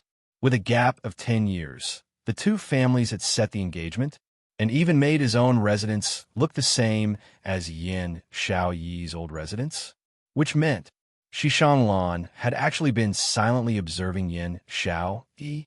Cough. Why did Yiqing Luo feel that this had the feeling of an idiot? But after hearing this story, Yiqing Luo also started to suspect if her guess towards Xishanglan was too malicious. After all, the goals that she and Long Yunjian had guessed became a joke after combining with this story, because she and Yin Xiao Yi had only known each other for less than half a year. The World Mercenary Group had been established for about 3 months.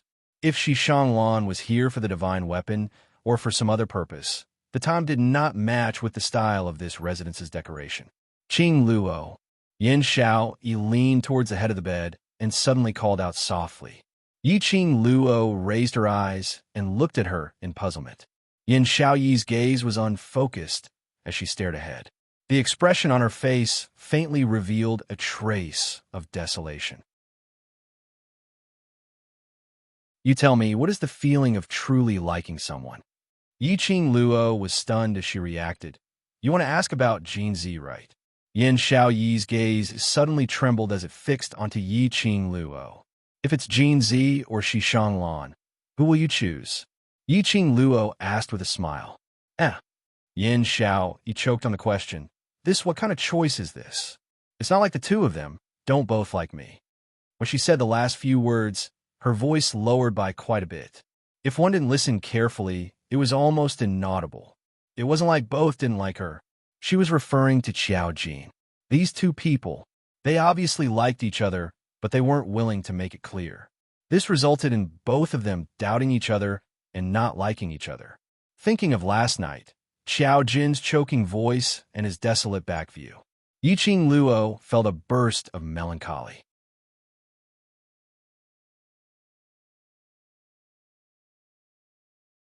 Chapter 13:13. It wasn't that Yi Qing Luo didn't want to give him a hand, but recalling what Dmo Xian said to her before she fell asleep last night. Finally, she suppressed this urge. Dmo Xian said that Xiao Jin must have his own difficulties for making such a choice. Xiao Jin wasn't a timid person. Since he had chosen to give up on Yin Xiao Yi, then she would respect his choice. After all, that was their own lives. No matter how good Yi Qing Luo's relationship with them was, she couldn't interfere with the lives they had chosen. How are the rest of the brothers? Did Ghost Doctor say when we can get down from the bed? Yin Xiao Yi saw the atmosphere in the room stiffening, and she didn't want to continue with the topic which made her heart ache, disturbing her mood, so she changed the topic. Yi Qing Luo replied, "You're the one who suffered the most serious injury among the brothers, so you should be relieved?" Yin Xiao Yi couldn't help but laughed and gave a dry cough. She was the one who suffered the most serious injury, which meant the rest of the brothers were all fine. Her heart, which was hanging in the air, was finally able to settle down. As for the time to get down from the bed, the other brothers need at least half a month. Yi Qing Luo raised her brows. As for you, I'm afraid it will take a month. Yin Xiao Yi's smile froze as her expression changed. Then what about the 1-month training in Class of God? If they were to go to Class of God, they definitely couldn't let the other students go. In the interclass competition, Yi Qing Luo defeated Zi Qianqian. Not only Zi Qianqian was embarrassed, but the entire Class of God was embarrassed. Heavenly Academy students who were known as Waste Class, and the top student in Class of God, Zi Qianqian, who was known as the #1 beauty, had a 1-on-1 competition. Zi Qianqian not only relied on her profound grade advantage, she even took out a legendary grade weapon to kill Devil Class's Yi Qing Luo. The entire Class of God's reputation was ruined in this competition. If the other students were to stay in Class of God for a month, it was estimated that by the end of the month, they would only receive 10 students' corpses. Because of this, Yi Qing Luo decided to let Tong Ziqing, Kitty Li, and Bei Ming Liancheng stay in Devil Class to temporarily take on the role of class monitor and class committee member. She would then choose 10 students whose ability and awareness were extremely strong to go to Class of God for training. Yin Xiao, he was one of them. The trip to the Class of Gods would take place in a few days. The students were all injured. How could they go to the Class of Gods? Just apply to the dean to postpone it. Don't forget, the class that wins first has to represent the Heavenly Academy and head to the Southern Continent to participate in the Academy Exchange Meet. Yi Qing Luo comforted him in a gentle voice. Just put the time to go to the Class of Gods after the Exchange Meet. Exchange Conference? Yin Xiao, he was surprised. Isn't it still a few months later? Why is it also brought forward? The Southern Continent was the headquarters of the Academy. Every year at the end of the year, the headquarters would hold an Academy Exchange Conference. Every Academy would lead a class to the Exchange Conference. Every time the Heavenly Academy selected the class for the Exchange Meet, it would always be the class that won the championship in the previous years. According to the schedule, the Exchange Conference would be held after the previous interclass competitions. But this time, because the Heavenly Academy had brought forward the interclass competition, too many things happened. Therefore, the headquarters decided to hold the conference in advance. This was what Yi Qing Luo had heard from the Peach yesterday.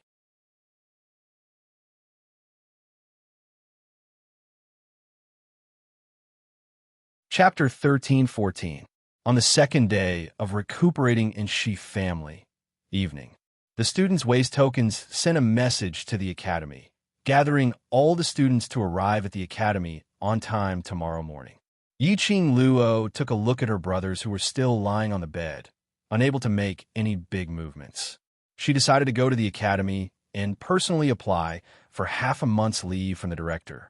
She had just walked to the entrance when she saw two old men dressed in white robes standing at the entrance. One of them was beaming with joy, while the other had a gloomy face as his brows creased tightly. These two people were God Thief and Ghost Doctor. Last Qing Luo, are you going to the academy to apply for leave? Let Ghost Doctor accompany you.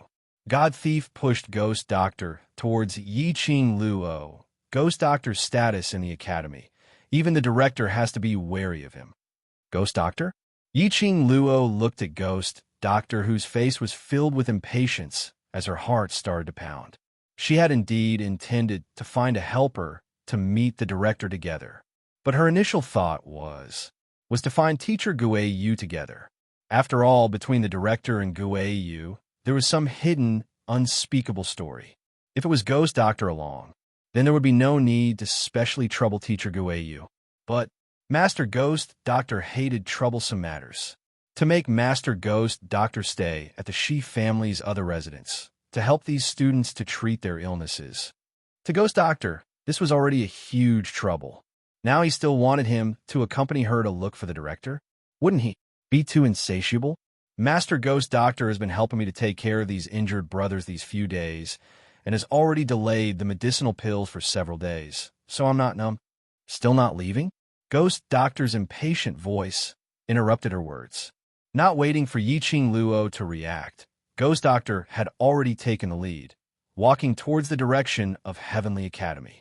Seeing Yiqing Luo still in a daze, God Thief patted her back. Please, last Luo, aren't you going to follow up?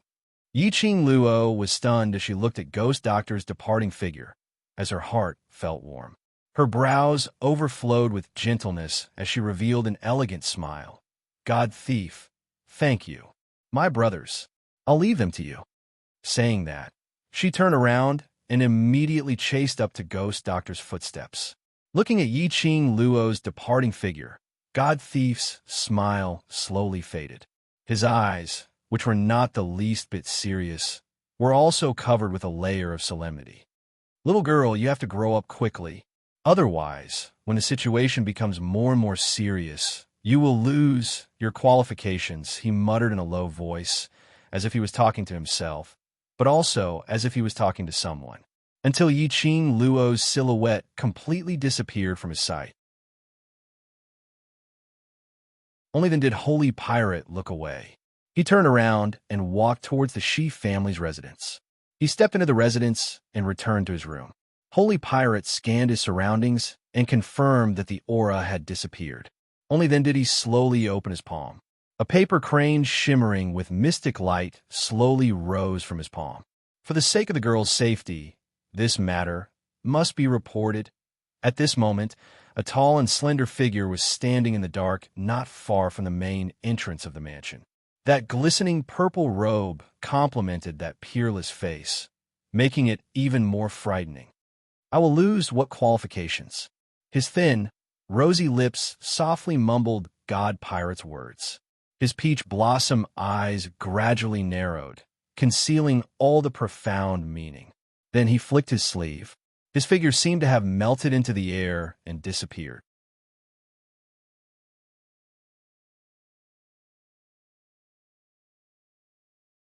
Chapter 13-15. The Entrance of the Heavenly Academy. Yiqing Luo looked at the pitch-black and tightly shut academy's main door as she halted her footsteps. There was no one in the Heavenly Academy, and the entire academy was quiet. There wasn't even a guard at the door. Yiqing Luo's slender brows creased slightly as she stared at the pitch-black Heavenly Academy, inexplicably feeling it was like an extremely terrifying and gloomy ancient castle. She moved her feet and approached the academy, but the Ghost Doctor's hand pressed down on his shoulder. Come back. Don't forget the academy's rules. Yiqing Luo had the Heavenly Academy's little booklet, so naturally she was clear about the rules. According to the rules of the academy, no student was allowed to approach the academy during the holidays. Otherwise, they would be punished and their class would be demoted. This punishment was extremely harsh. Because of this, in the past 10 years, not a single student had dared to violate this rule. Yiqing Luo halted her footsteps. She caressed the profound phoenix ring with her slender fingers. She took out a red veil and covered her face, only revealing a pair of enchanting eyes that were filled with a biting cold light. However, when she looked at the ghost doctor, her gaze became mischievous and gentle. As long as the academy doesn't find out, the academy won't be able to punish me. No. The ghost doctor turned and left without hesitation, his voice cold and annoyed. Don't think that the academy can't catch you just because you can teleport. After taking a few steps, he realized that there was no one following behind him. The ghost doctor's brows furrowed tightly, and she turned her head to look behind her. Under the moonlight, the red-clothed girl crossed her arms and looked at him with a faint smile. That pair of mischievous eyes was calm and elegant at this moment. What is Master Ghost Doctor afraid of? The girl's clear and sweet voice floated into the ghost doctor's ears. The ghost doctor's body stiffened. Yiqing Luo laughed lowly. Her laughter was sweet and charming. Ghost doctor's master's identity, I know it's definitely not simple and definitely not just an alchemist only. Ghost Doctor Master and Holy Pirate are not willing to tell me because my power is not at a level where I can know. In the night, the ghost doctor's expression couldn't be seen clearly. But from the ghost doctor's voice, he could hear the shock in his voice. After a long time, he suddenly chuckled. The lines on his usually stern face also softened. He slowly walked towards Yiqing Luo's direction. Master Ghost Doctor, I want to go in. Yiqing Luo's voice was neither servile nor overbearing, revealing her determination. If I don't take the initiative to face it, I will never be able to truly grow. I will take good care of myself. Please don't worry. It wasn't Yiqing Luo's first time sneaking into the academy during the holidays. The last time he snuck in, he discovered that the dean had taken advantage of the holidays to spread the underground forces around the academy. It could be said the Heavenly Academy was actually the hidden base of the dark forces in the Nirvana realm. This time, if he were to sneak into the academy during the holidays, perhaps he would be able to make some important discoveries. Her teleportation secret art had already been trained to the 3rd level in the Azure Dew bracelet with Old Man Song. If something really happened and he used the teleportation secret technique to escape, it was also a piece of cake. The ghost doctor met her unwavering gaze and muttered to himself for a moment. His expression had already reverted to his usual impatience. All right, I'll accompany you in. A bright smile blossomed on the young girl's face. She spread open her arms and wrapped them around the ghost doctor, hugging him and flattering him with incomparable joy. Long live Master Ghost Doctor. I love Master Ghost Doctor the most. This lass. Her face changed really quickly. The ghost doctor sighed helplessly.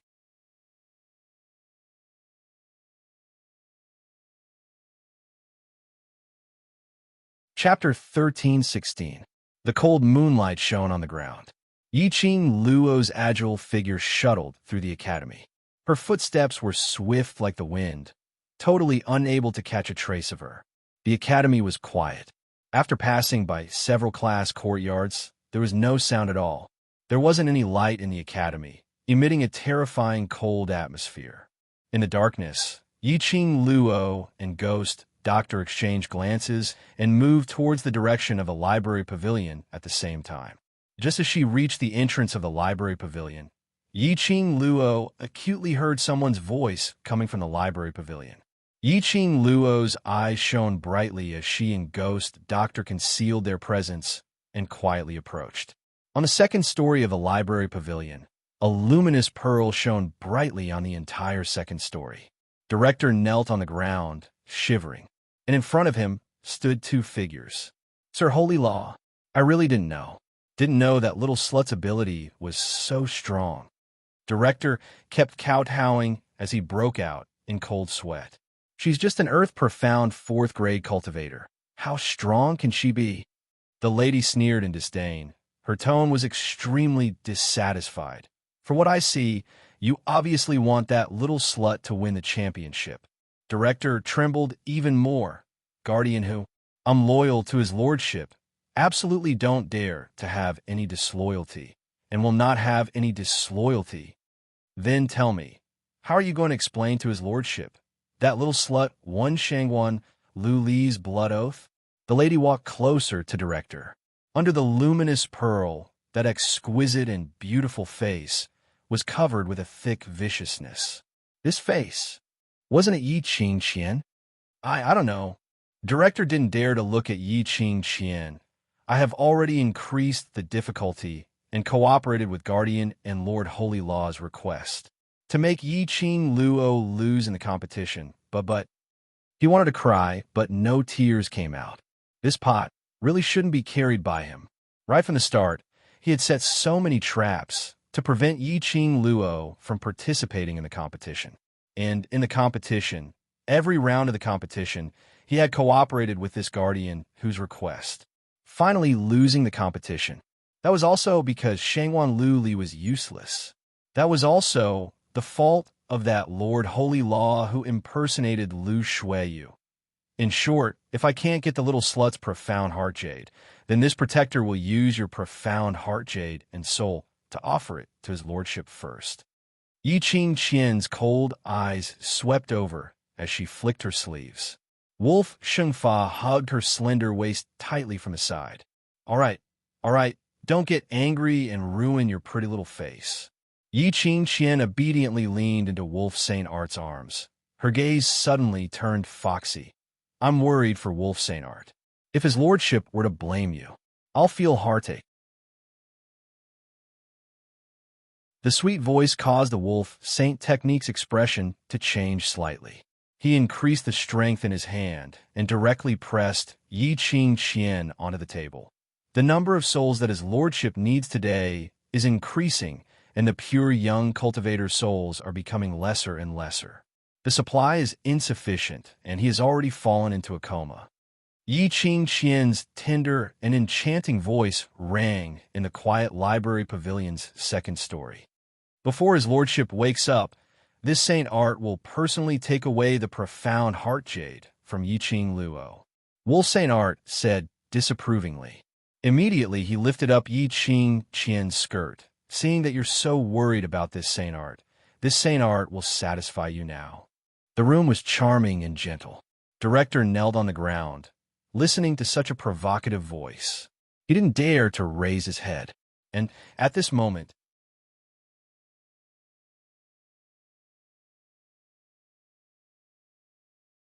Chapter 13-17. Cough. These two people. Ghost Doctor was after all an old man. Standing with a young lady at the entrance, he heard the sound of this scene. It was simply too awkward. Pooey. Yi Qing Luo spat out a soft sound. Only her lips breathed out, without any sound at all. But borrowing the light from the second story's luminous pearl, Ghost Doctor could clearly see Yi Qing Luo's lips. She said word by word, "Who are they?" These two people are obviously livestock, ready to estrus anytime, mating anywhere. The Ghost Doctor's expression, which had been cold all along, changed slightly. All right, he admitted that there were two livestock inside. Hearing Yi Qing Qian's coquettish voice, Yi Qing Luo's eyes revealed a chilly intent. Her lips curled, a cold and treacherous smile blossomed on her lips. Yi Qing Qian. She had not expected to see Yi Qing Qian at this moment. She had intended to wait for her brother's injuries to recover before she took the initiative to look for Yi Qing Qian. Now that she saw, how could she let go of such a good opportunity? Westlawn Public Square's mountainside, revenge for attacking her brothers. Taking the opportunity when she wasn't around, setting fire to the World Group's old residence, attempting to take revenge for killing her brothers. New hatred and old hatred. She would make Yi Qing Qian pay back 100 times. The iciness in her eyes was like a bone-cutting knife. Ghost Doctor, who was beside her, also sensed this anger. He frowned as he stretched out his hand to hold Yi Qing Luo's arm. indicating for her to restrain her presence. Generally speaking, a cultivator's perceptive ability was much stronger than ordinary people. If someone was staring at them, cultivators would discover it at the first instance. However, the two people in the room were still in the midst of making love, enjoying themselves. They totally didn't notice the commotion outside the door. As for the director, who was kneeling on the ground with a complicated feeling, he had already wandered off somewhere and didn't notice anything. After Ghost Doctor's reminder, Yiqing Luo then realized that her arrogance was too insolent. She immediately restrained the anger in her eyes as she pursed her lips. If it was in the past, she would never show her emotions on her face. Even if she met her eyes, if she didn't want to, no one would be able to find out her thoughts from her eyes. But now it was different, because of her concern for her brothers. When he saw Yiqing Qian, the fury and hatred in his heart surged up. Her fair little hand was pressed against her chest. The anger that was burning in this place was still boiling. She closed her eyes and suppressed this irrepressible urge. Calm down. I need to calm down, even if he wanted revenge. He cannot be so impulsive. At this moment, Wolf Saint Technique and Yiqing Qian had already ended their battle.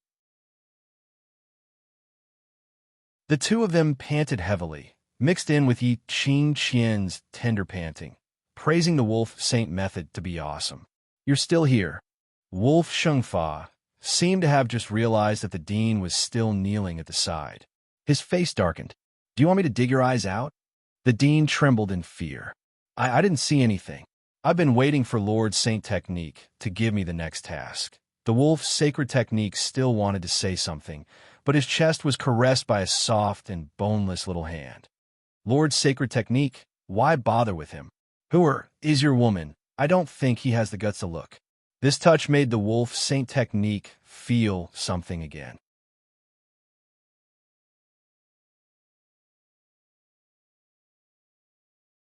Chapter 1318. The dean replied in a trembling voice. South Continent's Blaze Lair. Have you heard of it? Wolf Saint Magic asked again. Director.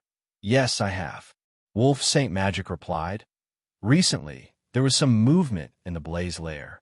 South Continent's Imperial Tutor prophesied that there would be a divine object descending into the world.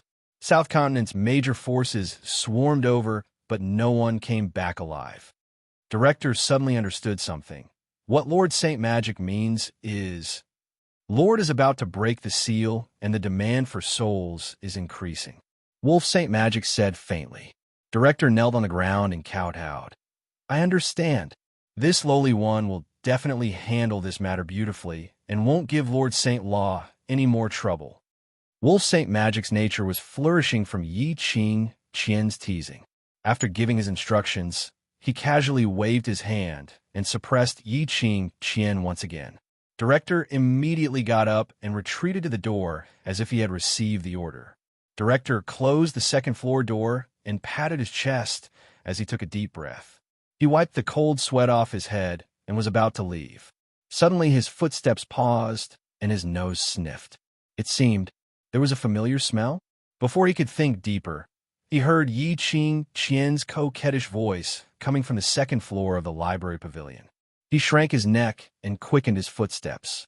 That smell should be Guardian Who's smell. It was better for him to leave earlier. Otherwise, if Wolf Saint Magic knew that he was standing at the door, he would probably think that he had some special feelings for Guardian Who. After Director's figure disappeared from the library pavilion, the two figures who were hiding in the dark returned to the door. Yiqing Luo looked at the direction where Director left, and a trace of coldness appeared in her eyes. At this critical juncture, Wolf Saint Magic could still bring Yiqing Qian to roam freely here. Didn't DMO Qian ask the Imperial Palace's disciples to destroy Wolf Saint Magic's forces using the Dark Forces as an excuse? Could it be? What new ideas did the Dark Forces come up with to contend against the Imperial Palace? No wonder. That day, Tang Beiyuan wanted to ask DMO Qian to return to the Imperial Palace. No wonder. She didn't see DMO Qian around when she woke up this morning. Did he rush back to settle this matter? Southern Continent's exchange meet. Blaze Lair. They wanted to use the exchange to lure the students of the various academies to the flame nest, after which the souls of all the students would be sacrificed to the King of Darkness. To the outside world, they could declare those students had died in the fire nest. That was a good idea. Girl, it's time to go back. The ghost doctor's expression was extremely gloomy. He had probably overheard the conversation between the wolf Saint Magic and the dean.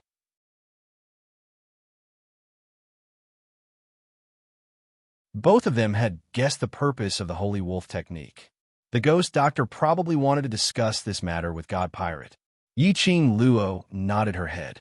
Hearing this news, Yiqing Luo naturally didn't think of applying for leave from the director. However, she would not leave so easily. At the very least, he had to let Yiqing Jian taste the bitterness. Death? It wasn't scary. What was terrifying was that Yiqing Qian would rather die than live. Yiqing Luo's slender fingers flicked the profound phoenix ring. He took out a bamboo tube that was about the length and size of a finger. The other hand was holding a medicine bottle. He unscrewed the cap, put the bamboo tube into the bottle, and twisted it twice. Picking up the bamboo tube, she blew the medicinal powder towards the second story of the library pavilion. After doing this, Yiqing Luo then took out a handkerchief and wrapped the bamboo tube. Let's go. The ghost doctor looked at Yiqing Luo with a strange expression. As an elder grade alchemist, he just took a whiff and guessed what medicine it was. He couldn't understand. A young lady.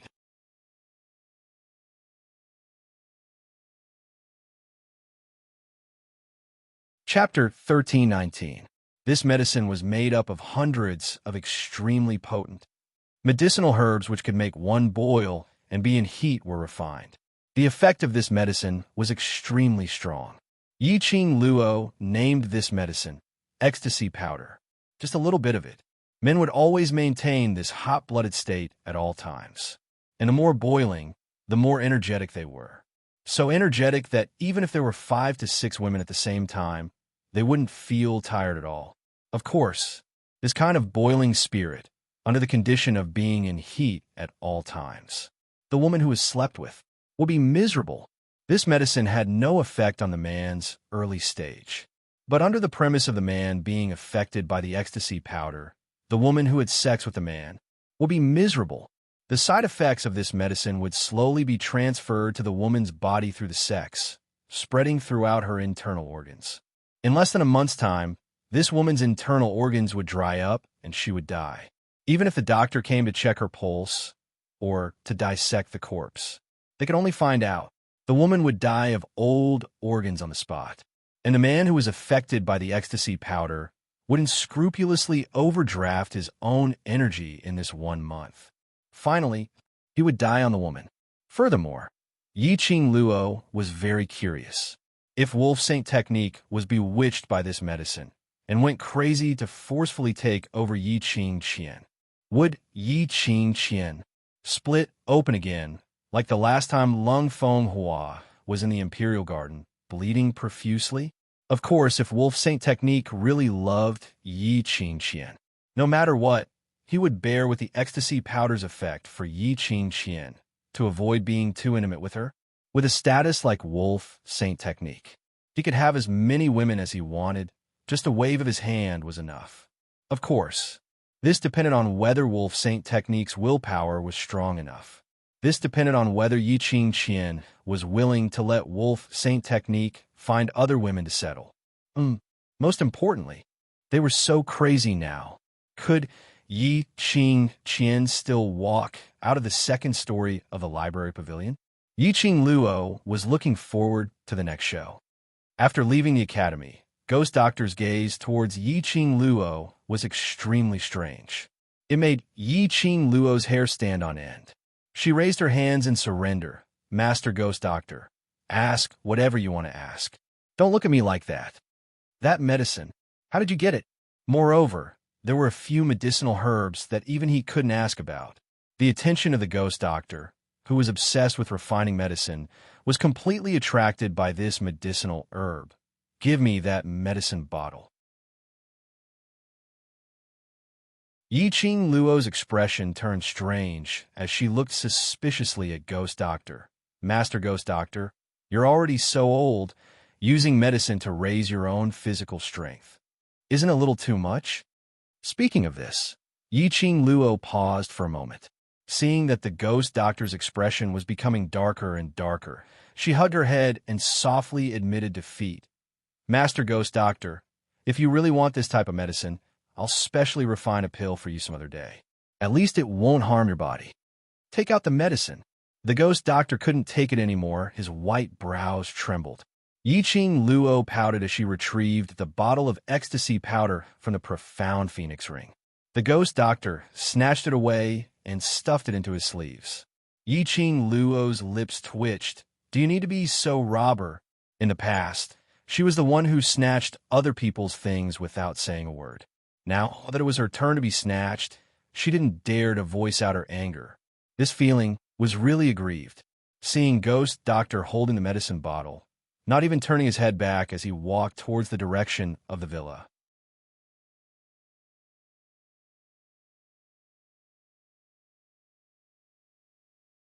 Chapter 1320.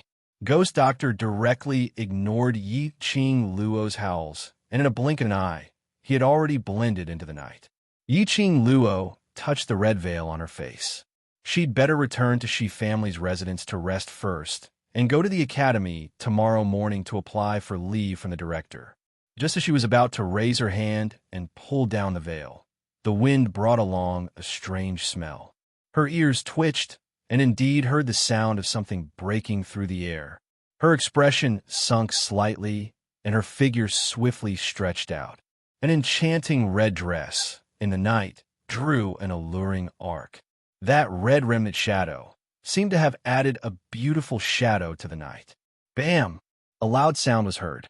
The place where Yiqing Luo was standing earlier instantly collapsed into a deep pit. The surrounding dust flew up, and in that deep pit, a sharp arrow could be faintly seen. Arrow? Someone wanted to kill her?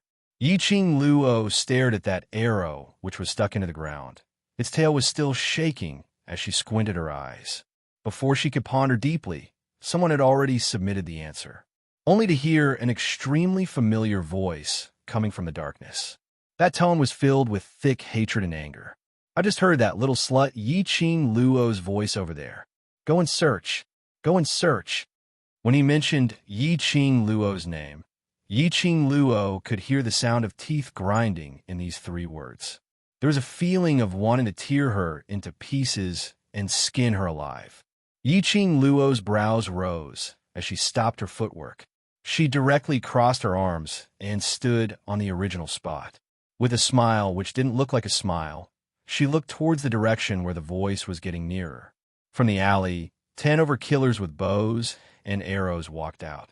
And behind the 10 overkillers stood a middle-aged man who was bent over in battle. He pushed a wheelchair, which was similar to a modern wheelchair. On that chair sat a lady with a pale face, like a ferocious ghost. This person was none other than Shangwan Lioli. Ever since the day before yesterday, her profound jade heart was dug out by Yiqing Luo. She had completely lost her status in the Shangwan family. A waste without a profound jade heart. The Shangwan family didn't need her at all. Shangwan Lioli had completely become an abandoned chess piece. Even her own brother, Shangwan Fangyi, had no intention of saving her. He only gave her enough money to live the rest of her life without worrying about food and clothing. He also agreed to send her to the Shangwan outer sex side courtyard tomorrow so that she could live the rest of her life in peace. Shangwan outer sex side courtyard. Huh, what kind of place is that? That was the place where the Shangwan family's sinful slaves, good-for-nothings, or young masters and ladies who had committed crimes had been distributed over the years. She was the most favored 5th daughter of the Shangwan family. Why would he go to the outer sex side courtyard? This was basically asking her to die. She would never go. Shangwan Lioli had placed all the blame on Yiqing Luo for her fate falling to such a state. It was Yiqing Luo who caused her to lose everything. It was Yiqing Luo who turned her from the glorious 5th Miss into a wastrel. Hence, he held on to the belief that, even if he died, he would drag Yiqing Luo into hell together with him. Shangguan Liuli gave the money that Shangguan Fangyi had given her to the Hall of Assassins. 10,000 gold coins in exchange for 17 killers, 2 gold medal assassins, and 15 silver medal assassins. These were enough to make Yiqing Luo die without a burial ground. When she saw Shangguan Liuli, Yiqing Luo's half-squinted eyes revealed a chilly smile. Good fellow. She came just in time. She was feeling extremely depressed right now. When she saw Yiqing Qian, she had no choice but to rush up without any hesitation to seek revenge for her injured brothers. This anger was still stuck in her chest with nowhere to vent it out. Shangguan Liuli appeared. TSK, TSK.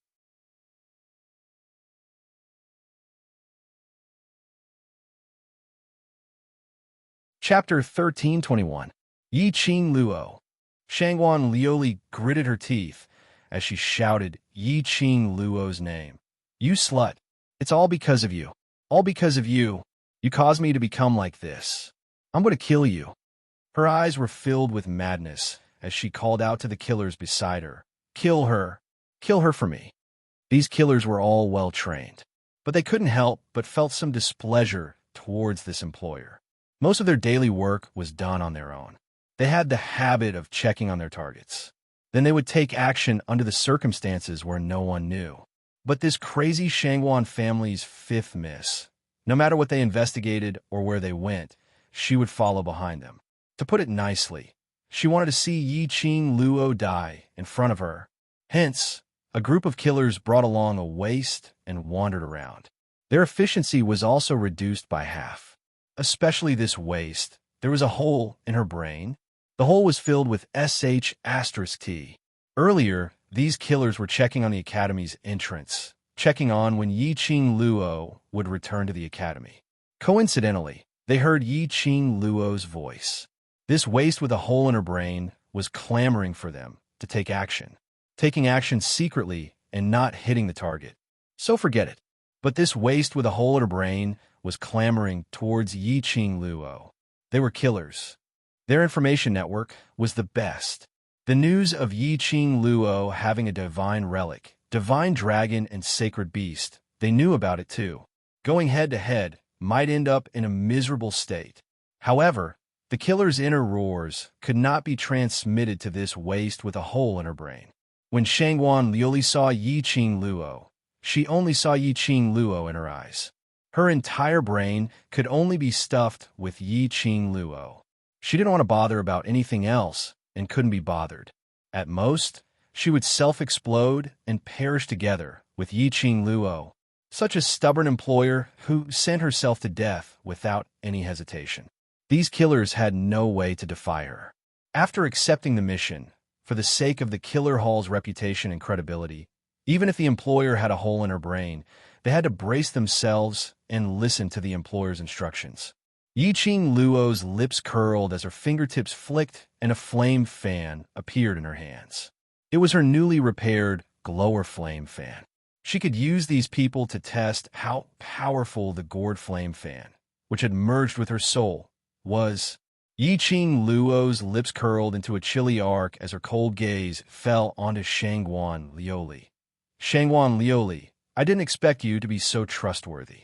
You took the initiative to look for me so quickly to let me break your meridians? Shangguan Liuli's face instantly darkened, and her gaze became ruthless. Don't be too proud.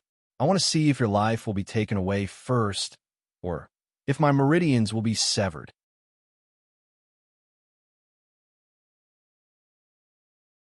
What she and Yiqing Luo had agreed on was a blood oath. A blood oath sworn by blood. The loser would never be able to escape the bet. Even if she went to the outer sect, the blood oath that she and Yiqing Luo had set would still backfire and complete the bet that they had set. Moreover, it would make her suffer endless pain. Because of this, that was why Shangguan Liuli was so desperate. Even if she had to die, she would drag Yiqing Luo along with her. Under Shangguan Liuli's command, the killers surrounded and attacked Yiqing Luo's direction.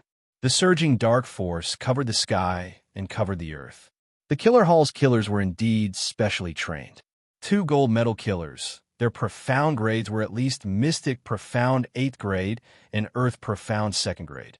The other silver medal killers' abilities weren't weak at all. The more sinister thing was, the few of them directly trapped Yiqing Luo, not giving her any chance to release her profound energy.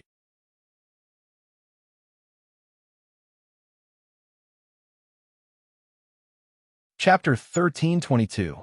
If it was an ordinary person under the rain of arrows, they would absolutely not have the ability to evade. But Yiqing Luo was different. Although she was trapped by the few killers and had no way to display her fists and legs, but she had her own set of footwork. As she moved swiftly, not only did she avoid the rain of arrows, she also escaped the killer's encirclement. Her figure was like a ghost, and at the instance when she retreated, the glower flame fan in her hands swept up a hurricane as it struck towards the killers. That hurricane was totally different from the usual hurricane. When the hurricane struck one of the killer cried out miserably as his body fell limply onto the ground. The other killers were stunned by this scene. Their gazes were fixed on that killer. A sense of fear was born in their hearts towards the hurricane that Yiqing Luo casually set off. A sound as though something was being torn apart was heard. Everyone's gazes turned towards the direction of the sound. Then they saw that originally limp corpse was like a fountain as thin lines of blood gushed out from its body. Even those killers who were used to killing scenes and whose hands were stained with blood were stunned by this strange scene. Just as the assassins looked at the corpse that was covered in blood and was still gushing out like a fountain, a shrill scream rang out. Not knowing when, Yiqing Luo had broken through those killers' array and circled to Shangguan Liuli's back. The feather fan flipped around her fingertips. A dagger slid out from the handle of the fan as it stuck to housekeeper Shangguan's neck. Soundlessly, it took away housekeeper Shangguan's life.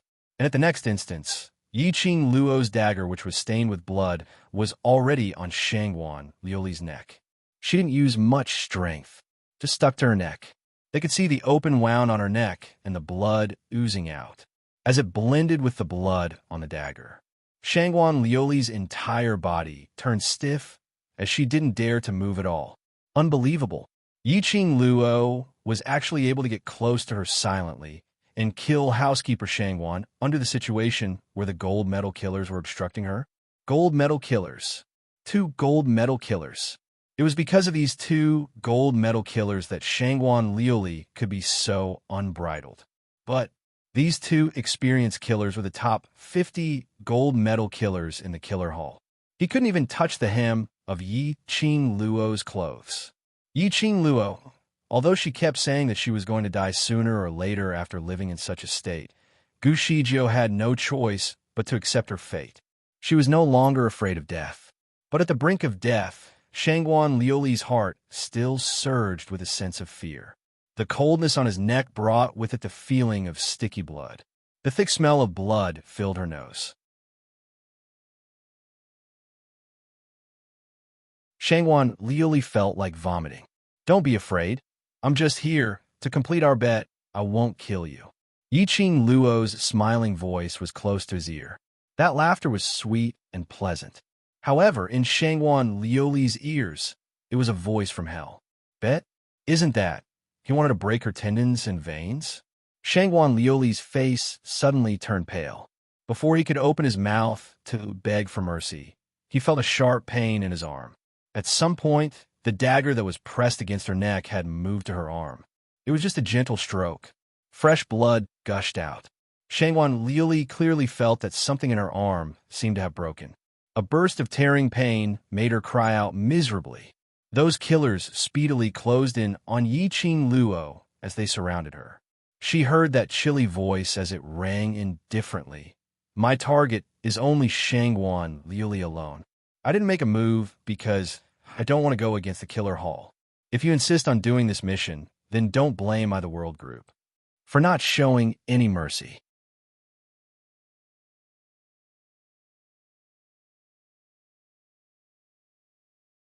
Chapter 1323. The Hall of Assassins had a resounding reputation in the Nirvana realm. There were branches of the Hall of Assassins in all 4 continents. If it was possible, Yiqing Luo didn't want to have any conflict with the Killer Hall. To be precise, none of the mercenary groups wanted to have a conflict with the Hall of Assassins. Of course, even if Yiqing Luo were to kill these killers now, the Hall of Assassins would not go against the World Mercenary Group indiscriminately. After all, the Hall of Assassins had accepted the assassination. Yiqing Luo's retaliation was also a legitimate self-defense. But now, Yiqing Luo had given the Assassin Hall enough face by saying these words. The killers naturally didn't doubt Yiqing Luo's ability. Earlier, Yiqing Luo only moved her fan slightly and easily took away a killer's life. Without anyone noticing, he had quietly gotten close to Shangwan Lioli and killed the Shangwan housekeeper. It was enough to prove that as long as Yiqing Luo made a move, killing all of them wasn't a big problem at all. The few killers looked at each other in dismay, as though trying to guess the meaning behind Yiqing Luo's words. The 2 gold medal assassins exchanged the most glances. I am your employer. I spent a lot of money to hire you. If you all dare to defy the Assassin Hall's mission orders, I'll announce to the entire world that your Assassin Hall doesn't abide by credibility. Shangwan Lioli was not a fool. At this moment, how could she possibly allow Yiqing Luo to join forces with the Killer Hall to counterattack her? The expressions under the masks of the assassins changed in different ways. Each of them had their own thoughts. These people from the Hall of Assassins were usually very straightforward and decisive, killing as they pleased. They would not waste time going around in circles with their employers and mission targets. However, the situation today was different. How would a dead person announce it to the world? Yiqing Luo laughed softly. She slowly lowered her head and moved closer to Shangwan Lioli's ear. Her voice was so strange that it sent chills down one's spine. The well-trained killers of the Hall of Assassins are not fools. As long as I kill you, not only will the Hall of Assassins obtain all of your coins for free, but they will also be able to make another friend. Why not? Although these words were said to ridicule Shangwan Lioli. In fact, he was speaking to the dozen or so assassins. Making friends with the World Mercenary Group was secondary. Most importantly, to be friends with Yiqing Luo. To be friends with Yiqing Luo, who possessed a god relic, divine dragon, and sacred beast. Perhaps he could follow Yiqing Luo's line and climb up to the Supreme Overlord. There were so many benefits. Why would he risk his life for this mission? Immediately, a gold medal assassin cupped his fists and said, "Sorry for the offense." With a flash, he disappeared into the night. The other killers naturally did not stubbornly adhere to the so-called professional ethics. Each of them waved their sleeves, not taking away a single cloud. Shangwan Lioli's body turned cold and stiff.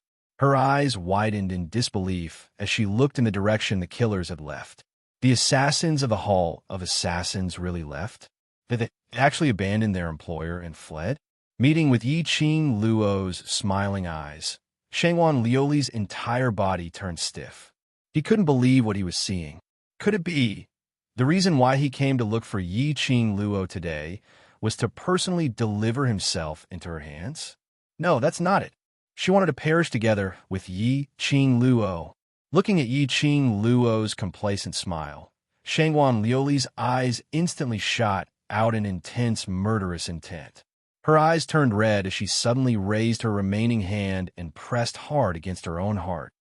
Yiqing Luo, let's go to hell together.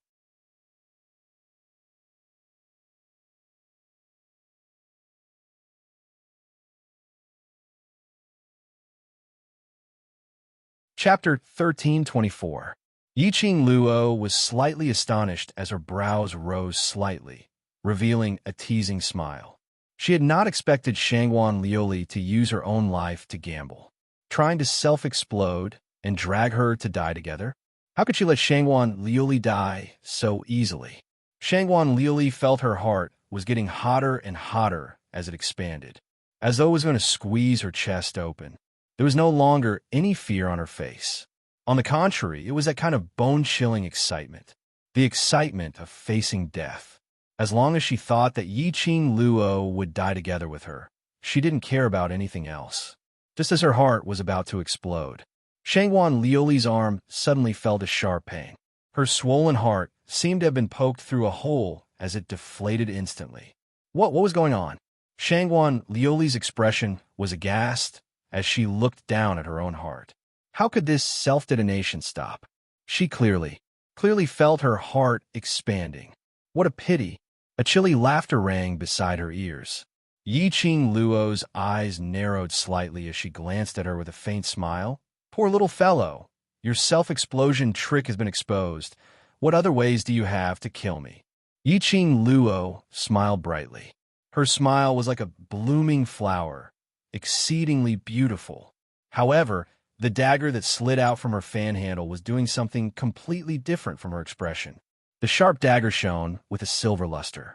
One stab at a time, carefully and slowly cutting Shangguan Liuli's other arm. Tendons severed. Shangguan Liuli cried out miserably as her arms hung limply by the side of the chair. Next, it's your two legs' turn. Yiqing Luo's voice was gentle as her smile was like an innocent young lady. The dagger in her hand followed along Shangguan Liuli's arm as the tip of the dagger pressed against her body, slowly sliding downwards.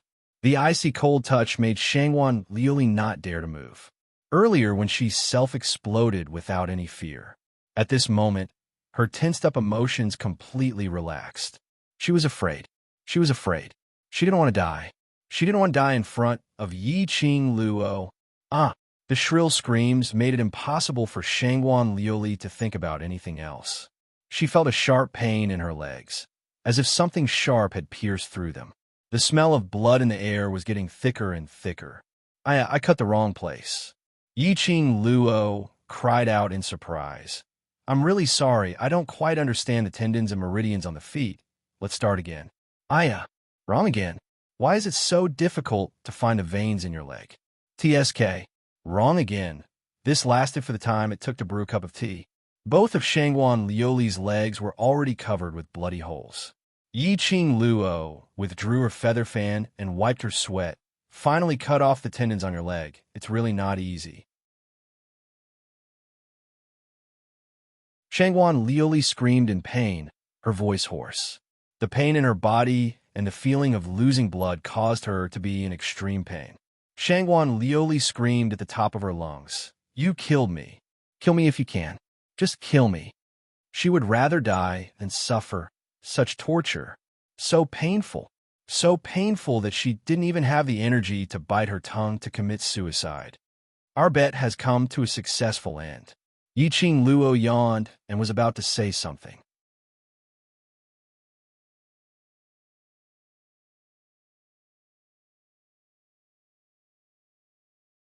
Chapter 1325. These words made Shangguan Liuli's chest constricted. A mouthful of blood gushed out from her throat. Would Yiqing Luo let her off? Would Yiqing Luo be so kind to send her back to the Shangguan family? How could that be possible? She wouldn't believe it. Shangguan Liuli suppressed the surging fishy taste in her throat as her eyes were like a ferocious ghost as she stared fiercely at Yiqing Luo. Yiqing Luo, I will not let you off even if I become a ghost. I will not let you off. That voice was filled with hatred and resentment. Yiqing Luo's brows rose slightly as her lips curled into an elegant smile as she squinted at her. Then you should at least have the chance to become a ghost. Shangguan Liuli's expression congealed as her pupils were filled with fear. What do you want to do? No chance to become a ghost? Could it be? Yiqing Luo wouldn't even let her soul off? It's not what I want to do, but you yourself gave up your own soul. Yiqing Luo raised her brows as she explained patiently. Shangguan Liuli shook her head in disbelief. But Yiqing Luo's melodious voice entered her ears like water flowing into her eardrums. You should know the price of cooperating with the dark forces. You used your own soul to exchange for the dark forces' energy. I thought that after you lost the interclass competition, the dark forces would directly take away your soul. I'm rather surprised that you're still alive until now. As she said that, Yiqing Luo bent down as she held the glower flame fan and lifted Shangwan Liuli's lower jaw. Tell me, why didn't the dark forces make a move on you? Shangwan Liuli's face turned pale in an instant. Her body also began to tremble. She knew. Of course she knew. The condition of cooperating with the dark forces was to use her own soul to exchange. But other than that, the dark forces needed something more important than the soul. The dark forces chose her because of that thing.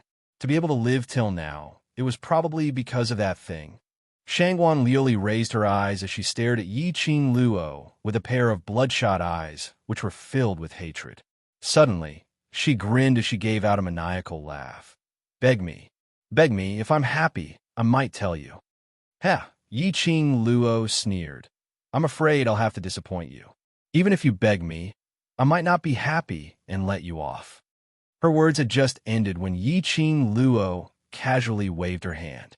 A hurricane rushed towards Shangwan Liuli. Shangwan Liuli's body was instantly swept up by the hurricane. Drops of blood flowed down his body and dripped onto the ground. Ah! A painful and shrill scream came from Shangwan Liuli. The hurricane that was stirred up was like a sharp blade. When it swept across Shangwan Liuli's body, it felt as if thousands of sharp blades were cutting into her body. His skin had already been slashed with countless scarlet wounds. Shiju. Yiqing Luo called out softly. A huge leopard beast appeared out of thin air. Under the night sky, his shiny black fur seemed to blend in with the night sky. His eyes were as deep as night pearls, like bright lanterns, especially eye-catching. Roar! Shiju growled in a low voice. Shangwan Liuli was overwhelmed with shock. Yiqing Luo? Yiqing Luo, what are you trying to do? Yiqing Luo wanted to let the war pet eat her up? This thought made Shangwan Liuli tremble in fear. She would rather Yiqing Luo give her a stab to cut off all her pain.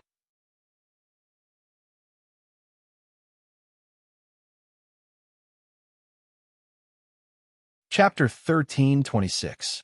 Hold her in your mouth. Yiqing Luo calmly gave the order. Shiju's figure was like the wind, and in the blink of an eye, it had caught Shangwan Liuli, who was swept up in the air by the hurricane, and held her in its mouth. Its sharp teeth shone with a piercingly cold light under the moonlight. Shangwan Liuli screamed. The rich smell of blood stimulated Shiju to swallow its saliva continuously. He licked Shangwan Liuli with his tongue. Shangwan Liuli's screams grew more and more shrill. Yiqing Luo, you can't do this. It can't eat me. If it eats me, it will violate the rules of battle pets. Perhaps she was frightened by Shiju's tongue. Shangwan Liuli didn't know where she got the strength from, but she kept struggling. The wounds on his body also split open due to the struggle. The blood that oozed out instantly filled Shiju's mouth. Shiju held Shangwan Liuli in its mouth as it let out a low growl, and its breathing became heavier. As a carnivorous battle pet, he could not eat such a delicacy. It was too torturous for a beast. Shiju. Yiqing Luo cried out sharply, awakening Shiju's consciousness. She beckoned to it. Shiju resisted the impulse in his heart as he speedily dashed towards Yiqing Luo's side. A lady who was drenched in blood and kept on struggling due to fear landed in front of Yiqing Luo at a close distance. That pair of eyes, which had already been dyed red with blood, met with Yiqing Luo's peerless beauty as Shangwan Liuli stopped struggling. She stared at Yiqing Luo in terror, as her heart was filled with anger, hatred, and resentment. But at this moment, his greatest feeling was fear. If she had to drag Yiqing Luo to die together with her, she wouldn't even bat an eyelid. But if she was tortured by Yiqing Luo to the point of living a life worse than death, she was afraid. Yiqing Luo was simply a devil, a demon who killed without spilling blood. At this moment, Shangwan Liuli saw a smile on Yiqing Luo's face. Her eyes widened in horror. He tried to move away, but Shiju's sharp teeth firmly bit her. Yiqing Luo's fingers pinched a tiny pill as she placed it by the side of Shangwan Liuli's mouth. No matter how Shangwan Liuli resisted, in the end, This small pill still entered Shangwan Liuli's stomach. "You? What did you give me to eat?" Shangwan Liuli's voice was hoarse as she screamed and wanted to vomit out the pill. Yiqing Luo only smiled.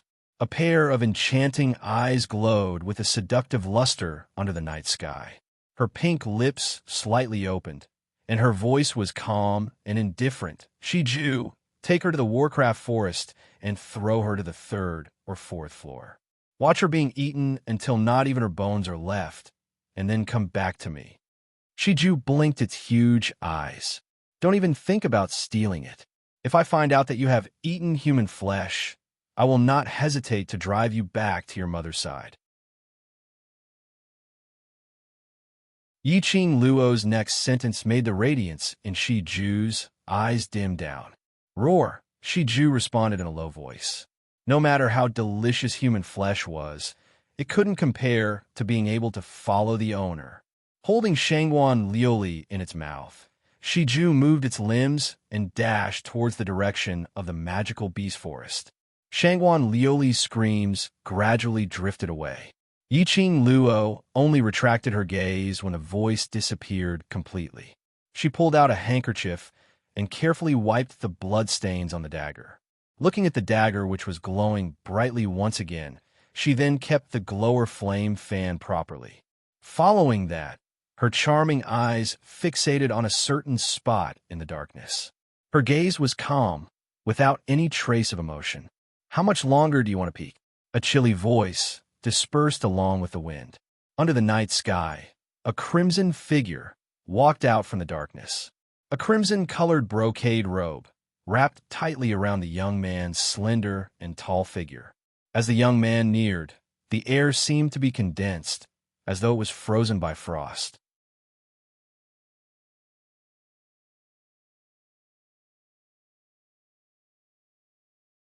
Chapter 1327. Long time no see, Castle Lord. Yiqing Luo looked at the young man in front of her as she said with a smile. This man wasn't anyone else. He was Death God Castle's Castle Lord, Zhu Wuxian. Yiqing Luo discovered him squatting at the corner of the wall because of his eye-catching shade of crimson. Or perhaps Zhu Wuxian intentionally let her discover his existence. So Yiqing Luo temporarily stopped the torture on Shangwan Liuli. Speaking of this, Shangwan Liuli had to thank Zhu Wuxian for not letting her suffer such inhumane torture before she died. If Shangwan Liuli knew what Yiqing Luo was thinking about, she would probably vomit out a mouthful of blood, making her be eaten up by the battle pets. Wasn't this considered torture? Young Missy has good methods. Zhu Wuxian's icy cold face was expressionless. His voice was as usual, apathetic and emotionless. Yiqing Luo knew that he was referring to the matter where she dealt with Shangwan Liuli. She didn't know how long Zhu Wuxian squatted at the corner of the wall and how much he saw. Yiqing Luo couldn't be bothered to hide as her brows rose in interest. "Don't tell me Castle Lord feels that I'm too vicious." "You are indeed vicious and merciless. You fed that woman a pill to maintain her consciousness, right?" Zhu Wuxin said coldly. Yiqing Luo only smiled as she didn't admit nor deny it. The pill which she fed Shangwan Liuli was indeed a pill to maintain her consciousness. That medicinal effect would last till the end of Shangwan Liuli's life. Before she died, even if she was dismembered by the magical beasts, Shangwan Liuli's body would be bitten into pieces by the magical beasts. Shangwan Liuli wouldn't die, nor would she faint from the intense pain. She would only feel clearly how her body was being torn apart, how she entered the magical beast teeth. Yiqing Luo's smile was filled with a chilly intent. Since Castle Lord also feels that I'm vicious, then why bother me? Zhu Wuxian didn't reply. Using that pair of clear eyes, he stared at her face without blinking. Suddenly, his figure moved. Before Yiqing Luo could react, a chilly breath sprayed onto her face. The cold touch touched her face. Yiqing Luo knitted her brows tightly and was about to release her profound qi to counterattack. But she felt his fingers constantly groping the side of her face. His gaze was fixed on her face, as if he was searching for something. Yiqing Luo's resistance stopped. Her brows were still tightly knitted. Are you suspecting that I have disguised myself? The man's fingers that were constantly exploring the outline paused, and he said in a low voice, I can't rule out this possibility. The two of them were very close to each other. As Zhu Wuxin spoke, his warm breath landed on her face. Then did you find it? Yiqing Luo turned her face away unnaturally. She wasn't used to being stained with a man's aura other than Dmo Xian's. Zhu Wuxin gazed deeply at her. His sharp and cold gaze met hers for several breaths of time. Then, he let go of her. Yiqing Luo immediately took a few steps back and patted her own body. Your face is real. She wasn't sure if it was Yiqing Luo's misconception. She felt that Zhu Wuxin's voice had become much gentler when he said this. His aura wasn't as cold as ice like before. This change was because he had confirmed the authenticity of her face. Yiqing Luo narrowed her eyes as she sized Zhu Wuxin up carefully. She was silently guessing in her heart. This Zhu Wuxin seemed to know her, and they were very familiar with each other. Now, he had come to confirm the authenticity of her face. Could it be?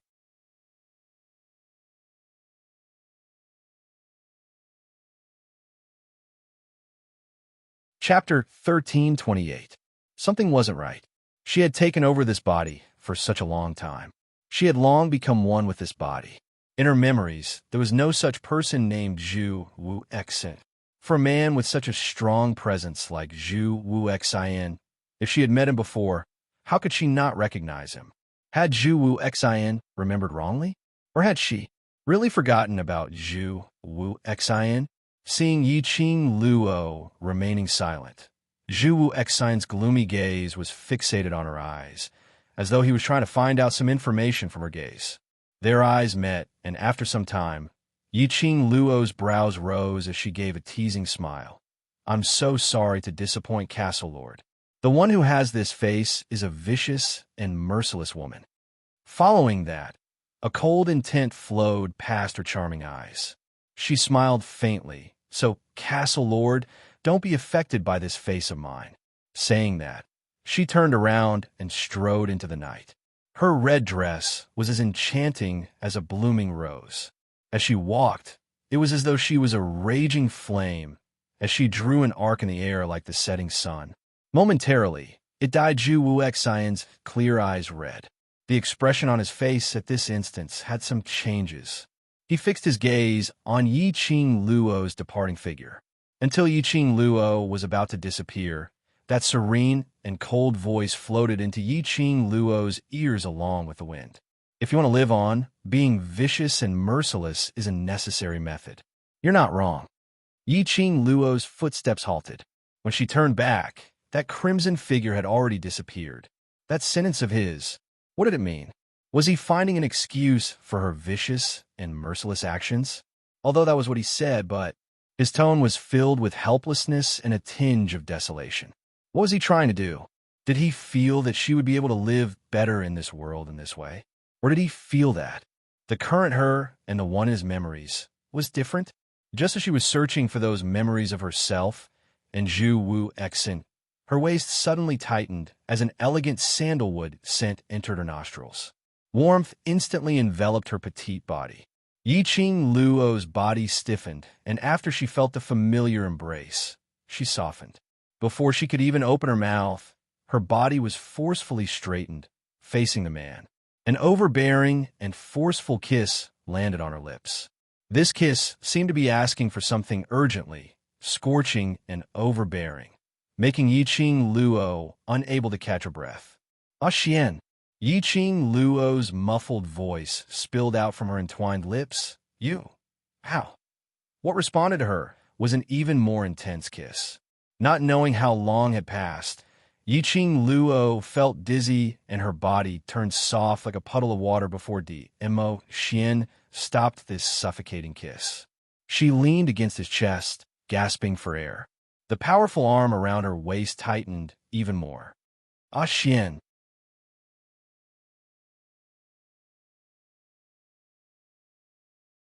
She gasped lightly as she called out Dmo Xian's name.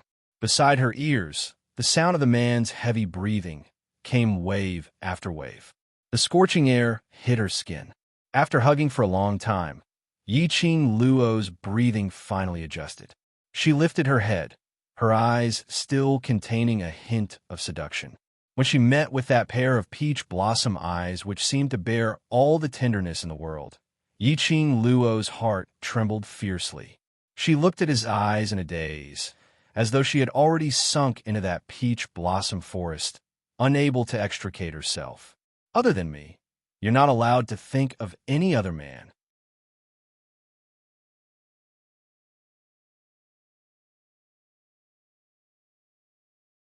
Chapter 1329. Was he jealous? He had heard the conversation between her and Zhu Wu Xian earlier. Yiqing Luo's brows overflowed with a smile as she cupped his face with both hands. Ah, Xian, you're too overbearing. The man's brows rose slightly. Can't I be overbearing towards my own woman? All right. Yiqing Luo laughed as she fell into his arms as her little head rubbed against his chest like a kitten. I like Ah Xian's overbearingness. After some time, there was no response from the man. She raised her eyes in puzzlement as she met Dmo Xian's slightly blushing face. She was stunned as though she had discovered a new continent as her eyes widened. Her curious hands cupped his face tightly as she wanted to take a closer look. Dmo Xian's large palm, however, held her two little hands in his palm. Forcefully and overbearingly, he pressed her head into his arms. That boiling hot chest, that heart which kept on beating rapidly, scorched Yiqing Luo's face. Yiqing Luo lay in his arms in a daze, not struggling at all. Did she see wrongly? Earlier Dmo Xian was shy. The Dmo Xian who teased her till her pink bubbles were about to swell, teased her till her amorous heart was in turmoil, teasing her till she didn't want it anymore. He actually felt shy. Because of a sentence from her, he felt shy. Was she seeing things, or her eyes twitched? You're interested in Zhu Wu Xian. A low, hoarse voice floated from above her head. His voice was tense, as though he was anxiously trying to change the topic. But this indeed made Yiqing Luo shift her gaze. After all, taking the opportunity when Dmo Xian was shy to tease him or something, this thought was not valid. She was totally sure. Once she took the opportunity to tease Dmo Xian, she would absolutely not tease Dmo Xian till his pink bubbles were about to swell, and would not tease Dmo Xian till his amorous heart was in turmoil. On the contrary, she would once again be teased by Dmo Xian, shouting, don't. Without a doubt, the ending would definitely become like this. Hence, Yiqing Luo obediently followed Dmo Xian's topic, denying flatly, no. Staring at his departing figure with a pensive look, you're still saying no? Her nose was pinched harshly by his fingers. Dmo Xian's expression was unfriendly. His hand even touched her face. Cough. Yiqing Luo suddenly coughed out. How much did you see? Dmo Xian's expression was gloomy as he spat out word by word, from head to tail. In other words, Dmo Xian had been following behind her, watched the entire process. Ugh, she was indeed jealous. Yiqing Luo weakly raised her little claws. I request for an explanation. Approved. Dmo Xian spat out a word. Yiqing Luo's eyelashes fluttered as she speedily explained her guess that she might know Chu Wu Xian, and Chu Wu Xian suspected that she was in disguise. He rattled off a long string of words without even taking a breath. A man soaked in a vinegar jar was very scary. Although it was clear that Dmo Xian believed that there was nothing between her and Zhu Wu Xian. But even if it was nothing, he would still feel uncomfortable. Think about it from another perspective. She believed that nothing would happen between Dmo Xian and Fengling. But if Fengling kept pestering Dmo Xian, she would still feel unhappy. Hence Yiqing Luo didn't hold back as she explained the entire sequence of events clearly. Dmo Xian's fingers brushed past the contours of her face as he squinted his peach blossom eyes. I'm just confirming if you're in disguise or not. Yiqing Luo nodded her head like a little chick pecking rice.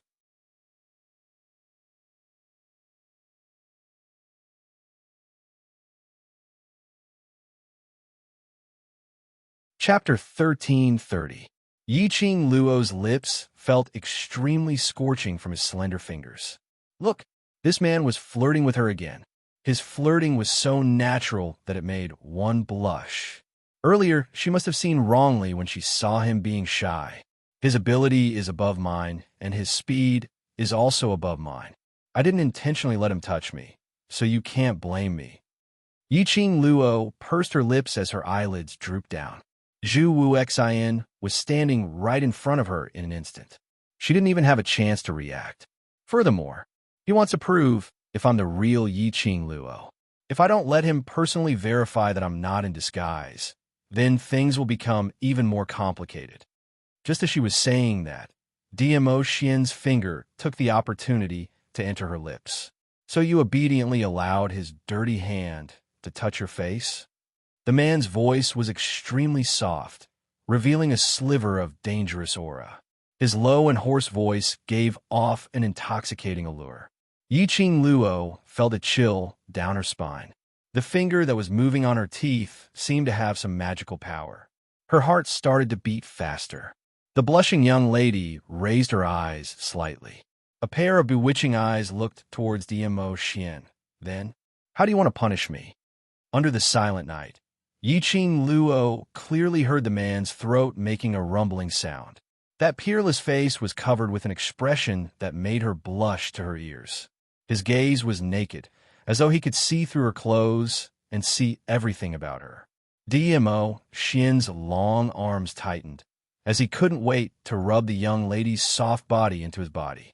His hoarse voice was filled with magnetism. There's still a few more days. Yiqing Luo trembled slightly. She knew what he was asking. How many more days was her menstruation period? Perhaps it was because she had been teased by DMO Xian for a long time. Her body was already used to DMO Xian's touch and teasing. Just sniffing his scent and listening to his voice. Yiqing Luo felt her legs turning into jelly as her entire body felt limp. She didn't get any response from the young lady. DMO Xian's brows rose slightly as the hand which was around her waist suddenly moved downwards toward her abdomen. Not willing to say? Then I'll check personally. Just as it reached her lower abdomen, the hand was pressed down by the girl in a panic.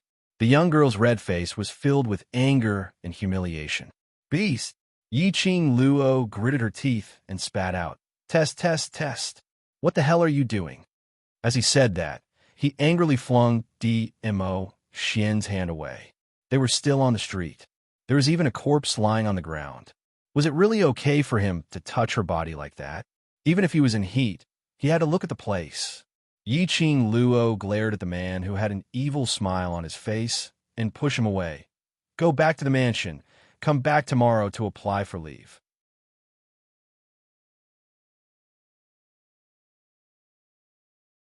Looking at the back view of Yiqing Luo leaving in a huff, DMO Xian laughed heartily. The more she laughed, the faster Yiqing Luo left. The moment she turned around, her entire face was flushed red. She couldn't help but think to herself, if I had known that I would fall into the hands of this man, I would have done more research on seducing men in the 21st century. Then she flirted with DMO Xian till he didn't want to. The next day, after Yiqing Luo woke up, she didn't see DMO Xian's figure as usual. She rubbed her forehead and muttered to herself, beauty is the bane of men. Being teased left and right by DMO Xian, she had forgotten to tell him about what she had overheard in the academy. She also forgot to ask where he had gone for the whole day. If she saw him today, she must ask clearly.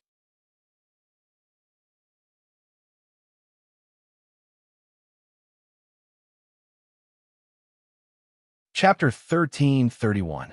After walking out of the room, the door of Yin Xiaoyi's room was already wide open. Yiqing Luo walked over. As expected, she saw Xishanglan feeding Yin Xiaoyi medicine gently. Yin Xiaoyi was drinking the medicine with a blank look. Her eyes were empty and lifeless, not knowing what she was thinking about. Xishanglan said something in a low voice, but didn't get any response from Yin Xiaoyi. But he still continued to talk. Hearing a sound from the door, Xishanglan stopped his rambling and turned his head towards the door. When he saw Yiqing Luo, he smiled warmly. "Good morning, Miss Yi." "Good morning." Yiqing Luo walked into the room and took a look at the medicinal soup in Shi Shanglan's hands. "Today the academy is summoning the students back to the academy. I intend to apply for leave for them, so I'll have to trouble young Master Shi to take care of my brothers. Xiao Yi's brothers are my brothers. Miss Yi, please rest assured." Shi Shanglan put down the medicinal soup in his hands and smiled sincerely. Yiqing Luo's vision fell onto the medicine bowl, which was put down. A deep meaning flashed past her eyes. Shi Shanglan seemed to have noticed that his actions were inappropriate as he hurriedly reached out to take that medicine bowl. Yiqing Luo's speed was faster than him. "It's still early to go to the academy. I'll accompany Xiao Yi." Yiqing Luo took the medicine bowl and sat down by the bed. Shi Shanglan retracted his hand sensibly. "I'll go take a look at the other brothers first, if there's anyone who needs my help to take care of." Shi Shanglan walked out of the room. Yiqing Luo didn't say a word as she silently fed Yin Xiao Yi the medicine. Yin Xiao Yi didn't seem to notice that the person feeding her the medicine had changed. She only swallowed mouthfuls of bitter medicinal soup in a daze, without even batting an eyelid. Until the bowl of medicinal soup was emptied, the two of them didn't say a single word. Yiqing Luo's vision swept to a corner outside the room. The smile at the corner of his mouth deepened. Shi Shanglan was still outside the door and hadn't left. He thought that he had concealed it well. But with Yiqing Luo's perceptive ability, she could totally sense Shi Shanglan's presence. The minute she stepped into this room, Yiqing Luo sensed that something was wrong with Shi Shanglan. For 2 consecutive mornings, Shi Shanglan had been feeding Yin Xiao Yi medicine.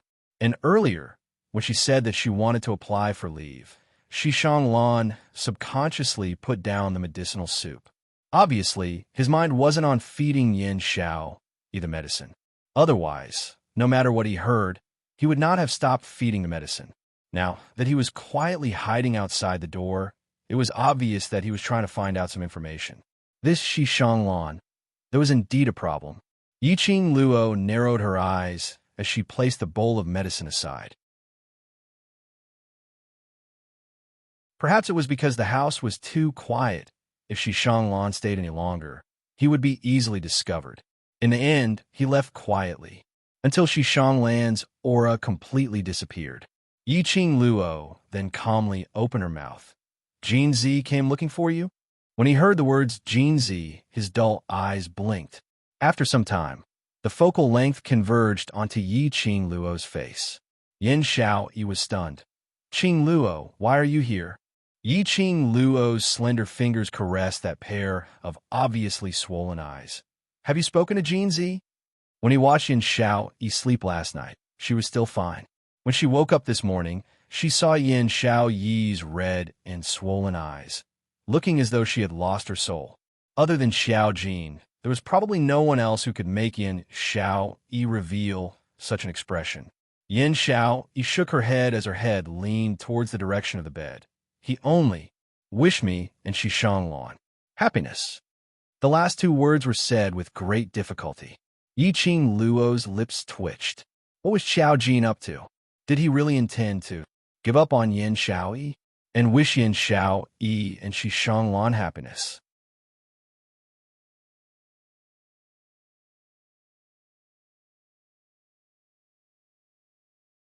Chapter 1332.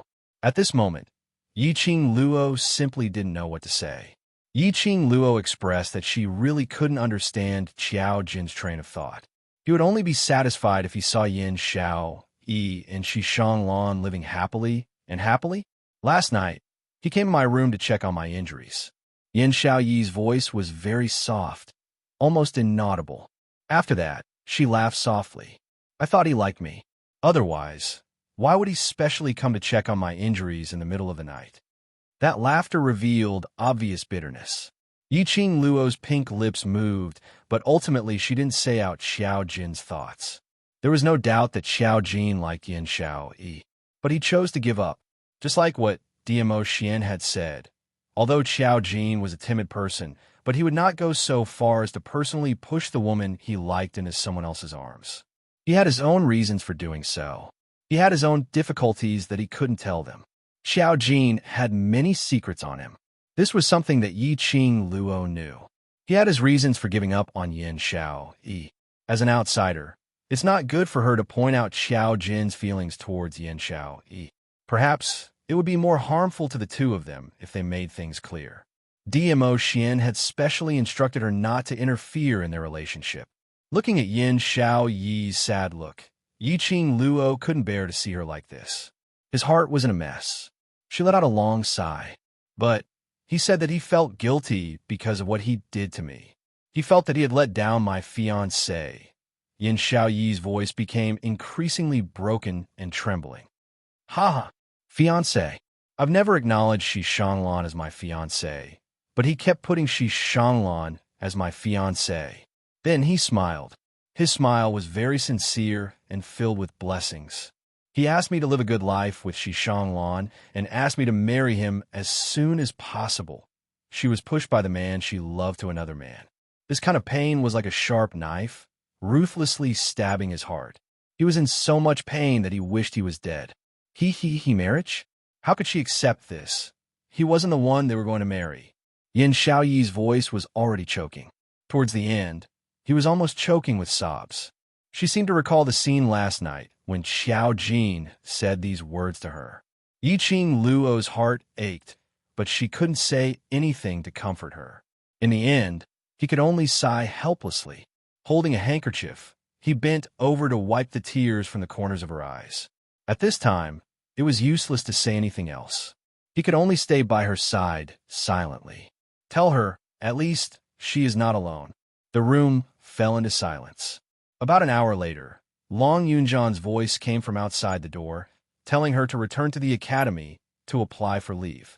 Yiqing Luo stuffed the handkerchief into Yin Xiaoyi's palm and was just about to get up when her sleeve was tugged by Yin Xiaoyi. Startled, she turned to look at Yin Xiaoyi. Yin Xiaoyi's gaze was resolute as the corners of her mouth curled into a strange smile. Since he wishes me and Shi Shanglan, all right, I will fulfill his wish. Huh? Yiqing Luo knitted her brows. Do you know what you're saying? I'm very calm. Yin Xiaoyi nodded calmly with a smile on her face. Feelings can't be used to act out of spite. You'll only hurt yourself in this way. Yiqing Luo realized what Yin Xiaoyi wanted to do and immediately dissuaded her. I know, I'm very calm now. Although she said that, but Yin Xiaoyi's eyes revealed a chilly intent with a hint of madness. Extremely shallow, totally indiscernible madness.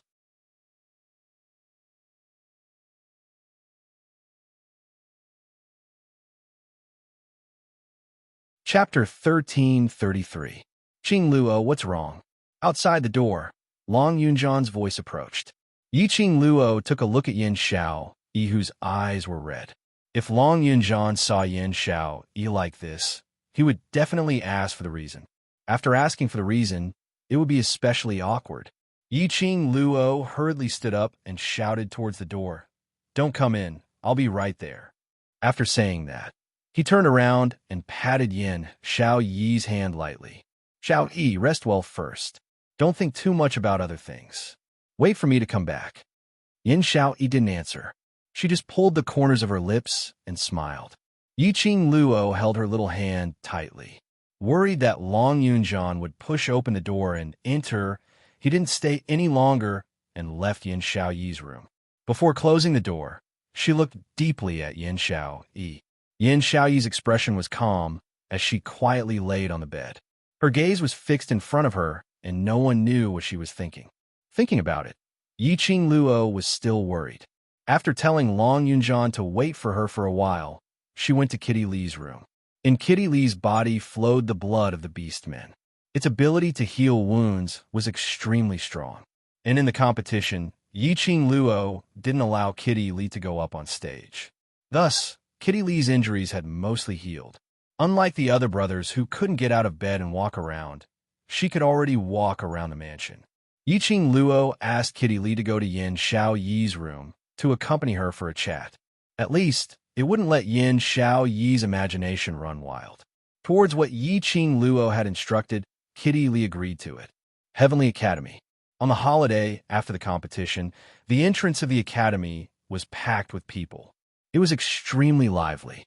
Everyone's mouths were discussing the ending of the interclass competition, as well as the rise of the devil class.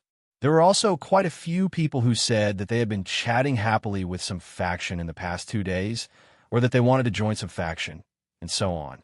But very quickly, this kind of bragging was suppressed by the craze of devil class. Have you heard? Devil class's Yi Qing Luo.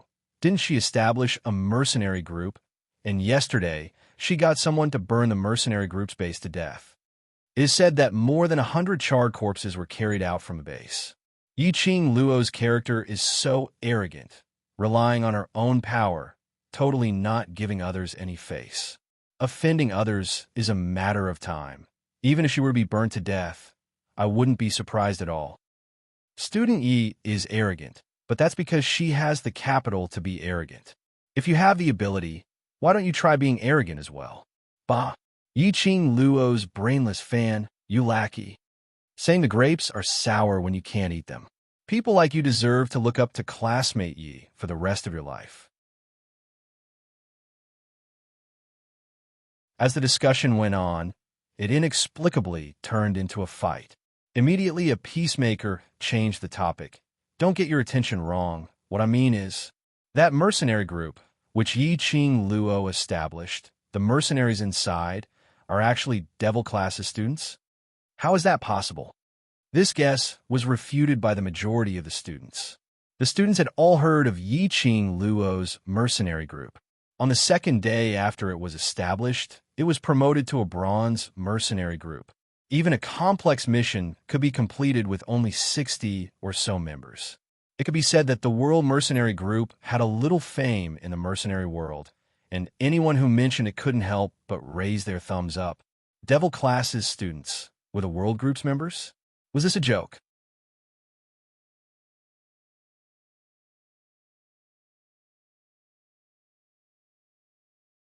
Chapter 1334.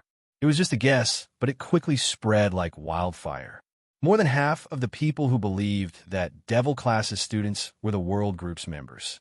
Because as long as the number of Devil Classes students and the World Group's members were compared, the answer would be revealed. When Yi Qing Luo and Long Yunjian both appeared, they heard the bustling discussions around them. Very quickly, someone noticed Yi Qing Luo's arrival. Heavy responsibilities, eyes immediately lit up. They were obviously wearing the Academy's uniform, green and white robes without any patterns at all. No matter how one looked at it, it looked old-fashioned. But unfortunately, on Yi Qing Luo's body, it looked so elegant and moving. The green and white long robe made Yi Qing Luo's devastatingly beautiful face look even more holy and elegant.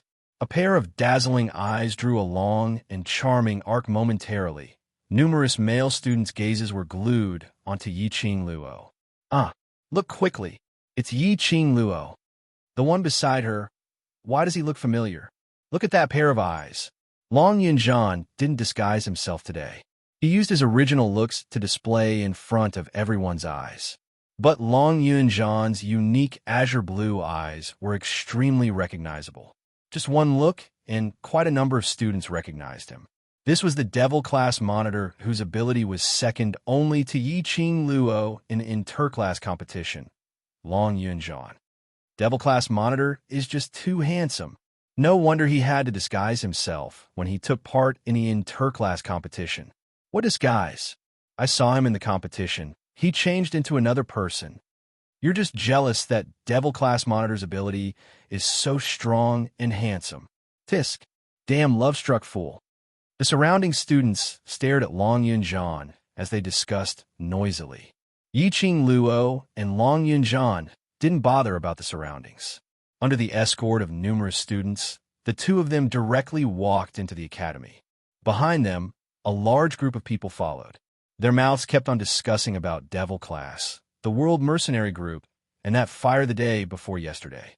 Along the way, they arrived at the director's office in a grandiose manner. The director heard the teacher's report that 2 students from Devil Class wanted to meet the director. The teacup in the director's hand almost dropped onto the ground. Why did Yiqing Luo, that played God, look for him so early in the morning? Could it be, now that they knew about his relationship with the Dark Faction, they wanted to seek revenge? Yiqing Luo's backing was the Imperial Palace. For Yiqing Luo, the Imperial Palace's disciples had already sent out their troops, constantly harassing and attacking the Dark Forces. Although he had never been to the underground forces, he had been working for them for many years. In the underground organization, the dean had his own people. He knew that the Wolf Saint technique's influence had been affected because of the Imperial Palace's recent momentum. If he was implicated in this matter, he might not be able to hold his position as the principal for long. Director was feeling apprehensive, but outside the director's room, not only were there Yiqing Luo and Long Yinzhan, there were thousands of students. He could not refuse to meet the students of the class that had won first place. Suppressing the uneasiness in his heart, the principal waved his hand and invited them in. What made the dean rejoice was Yiqing Luo didn't have the slightest bit of doubt towards him. After entering the director's office, he went straight to the point and asked for leave.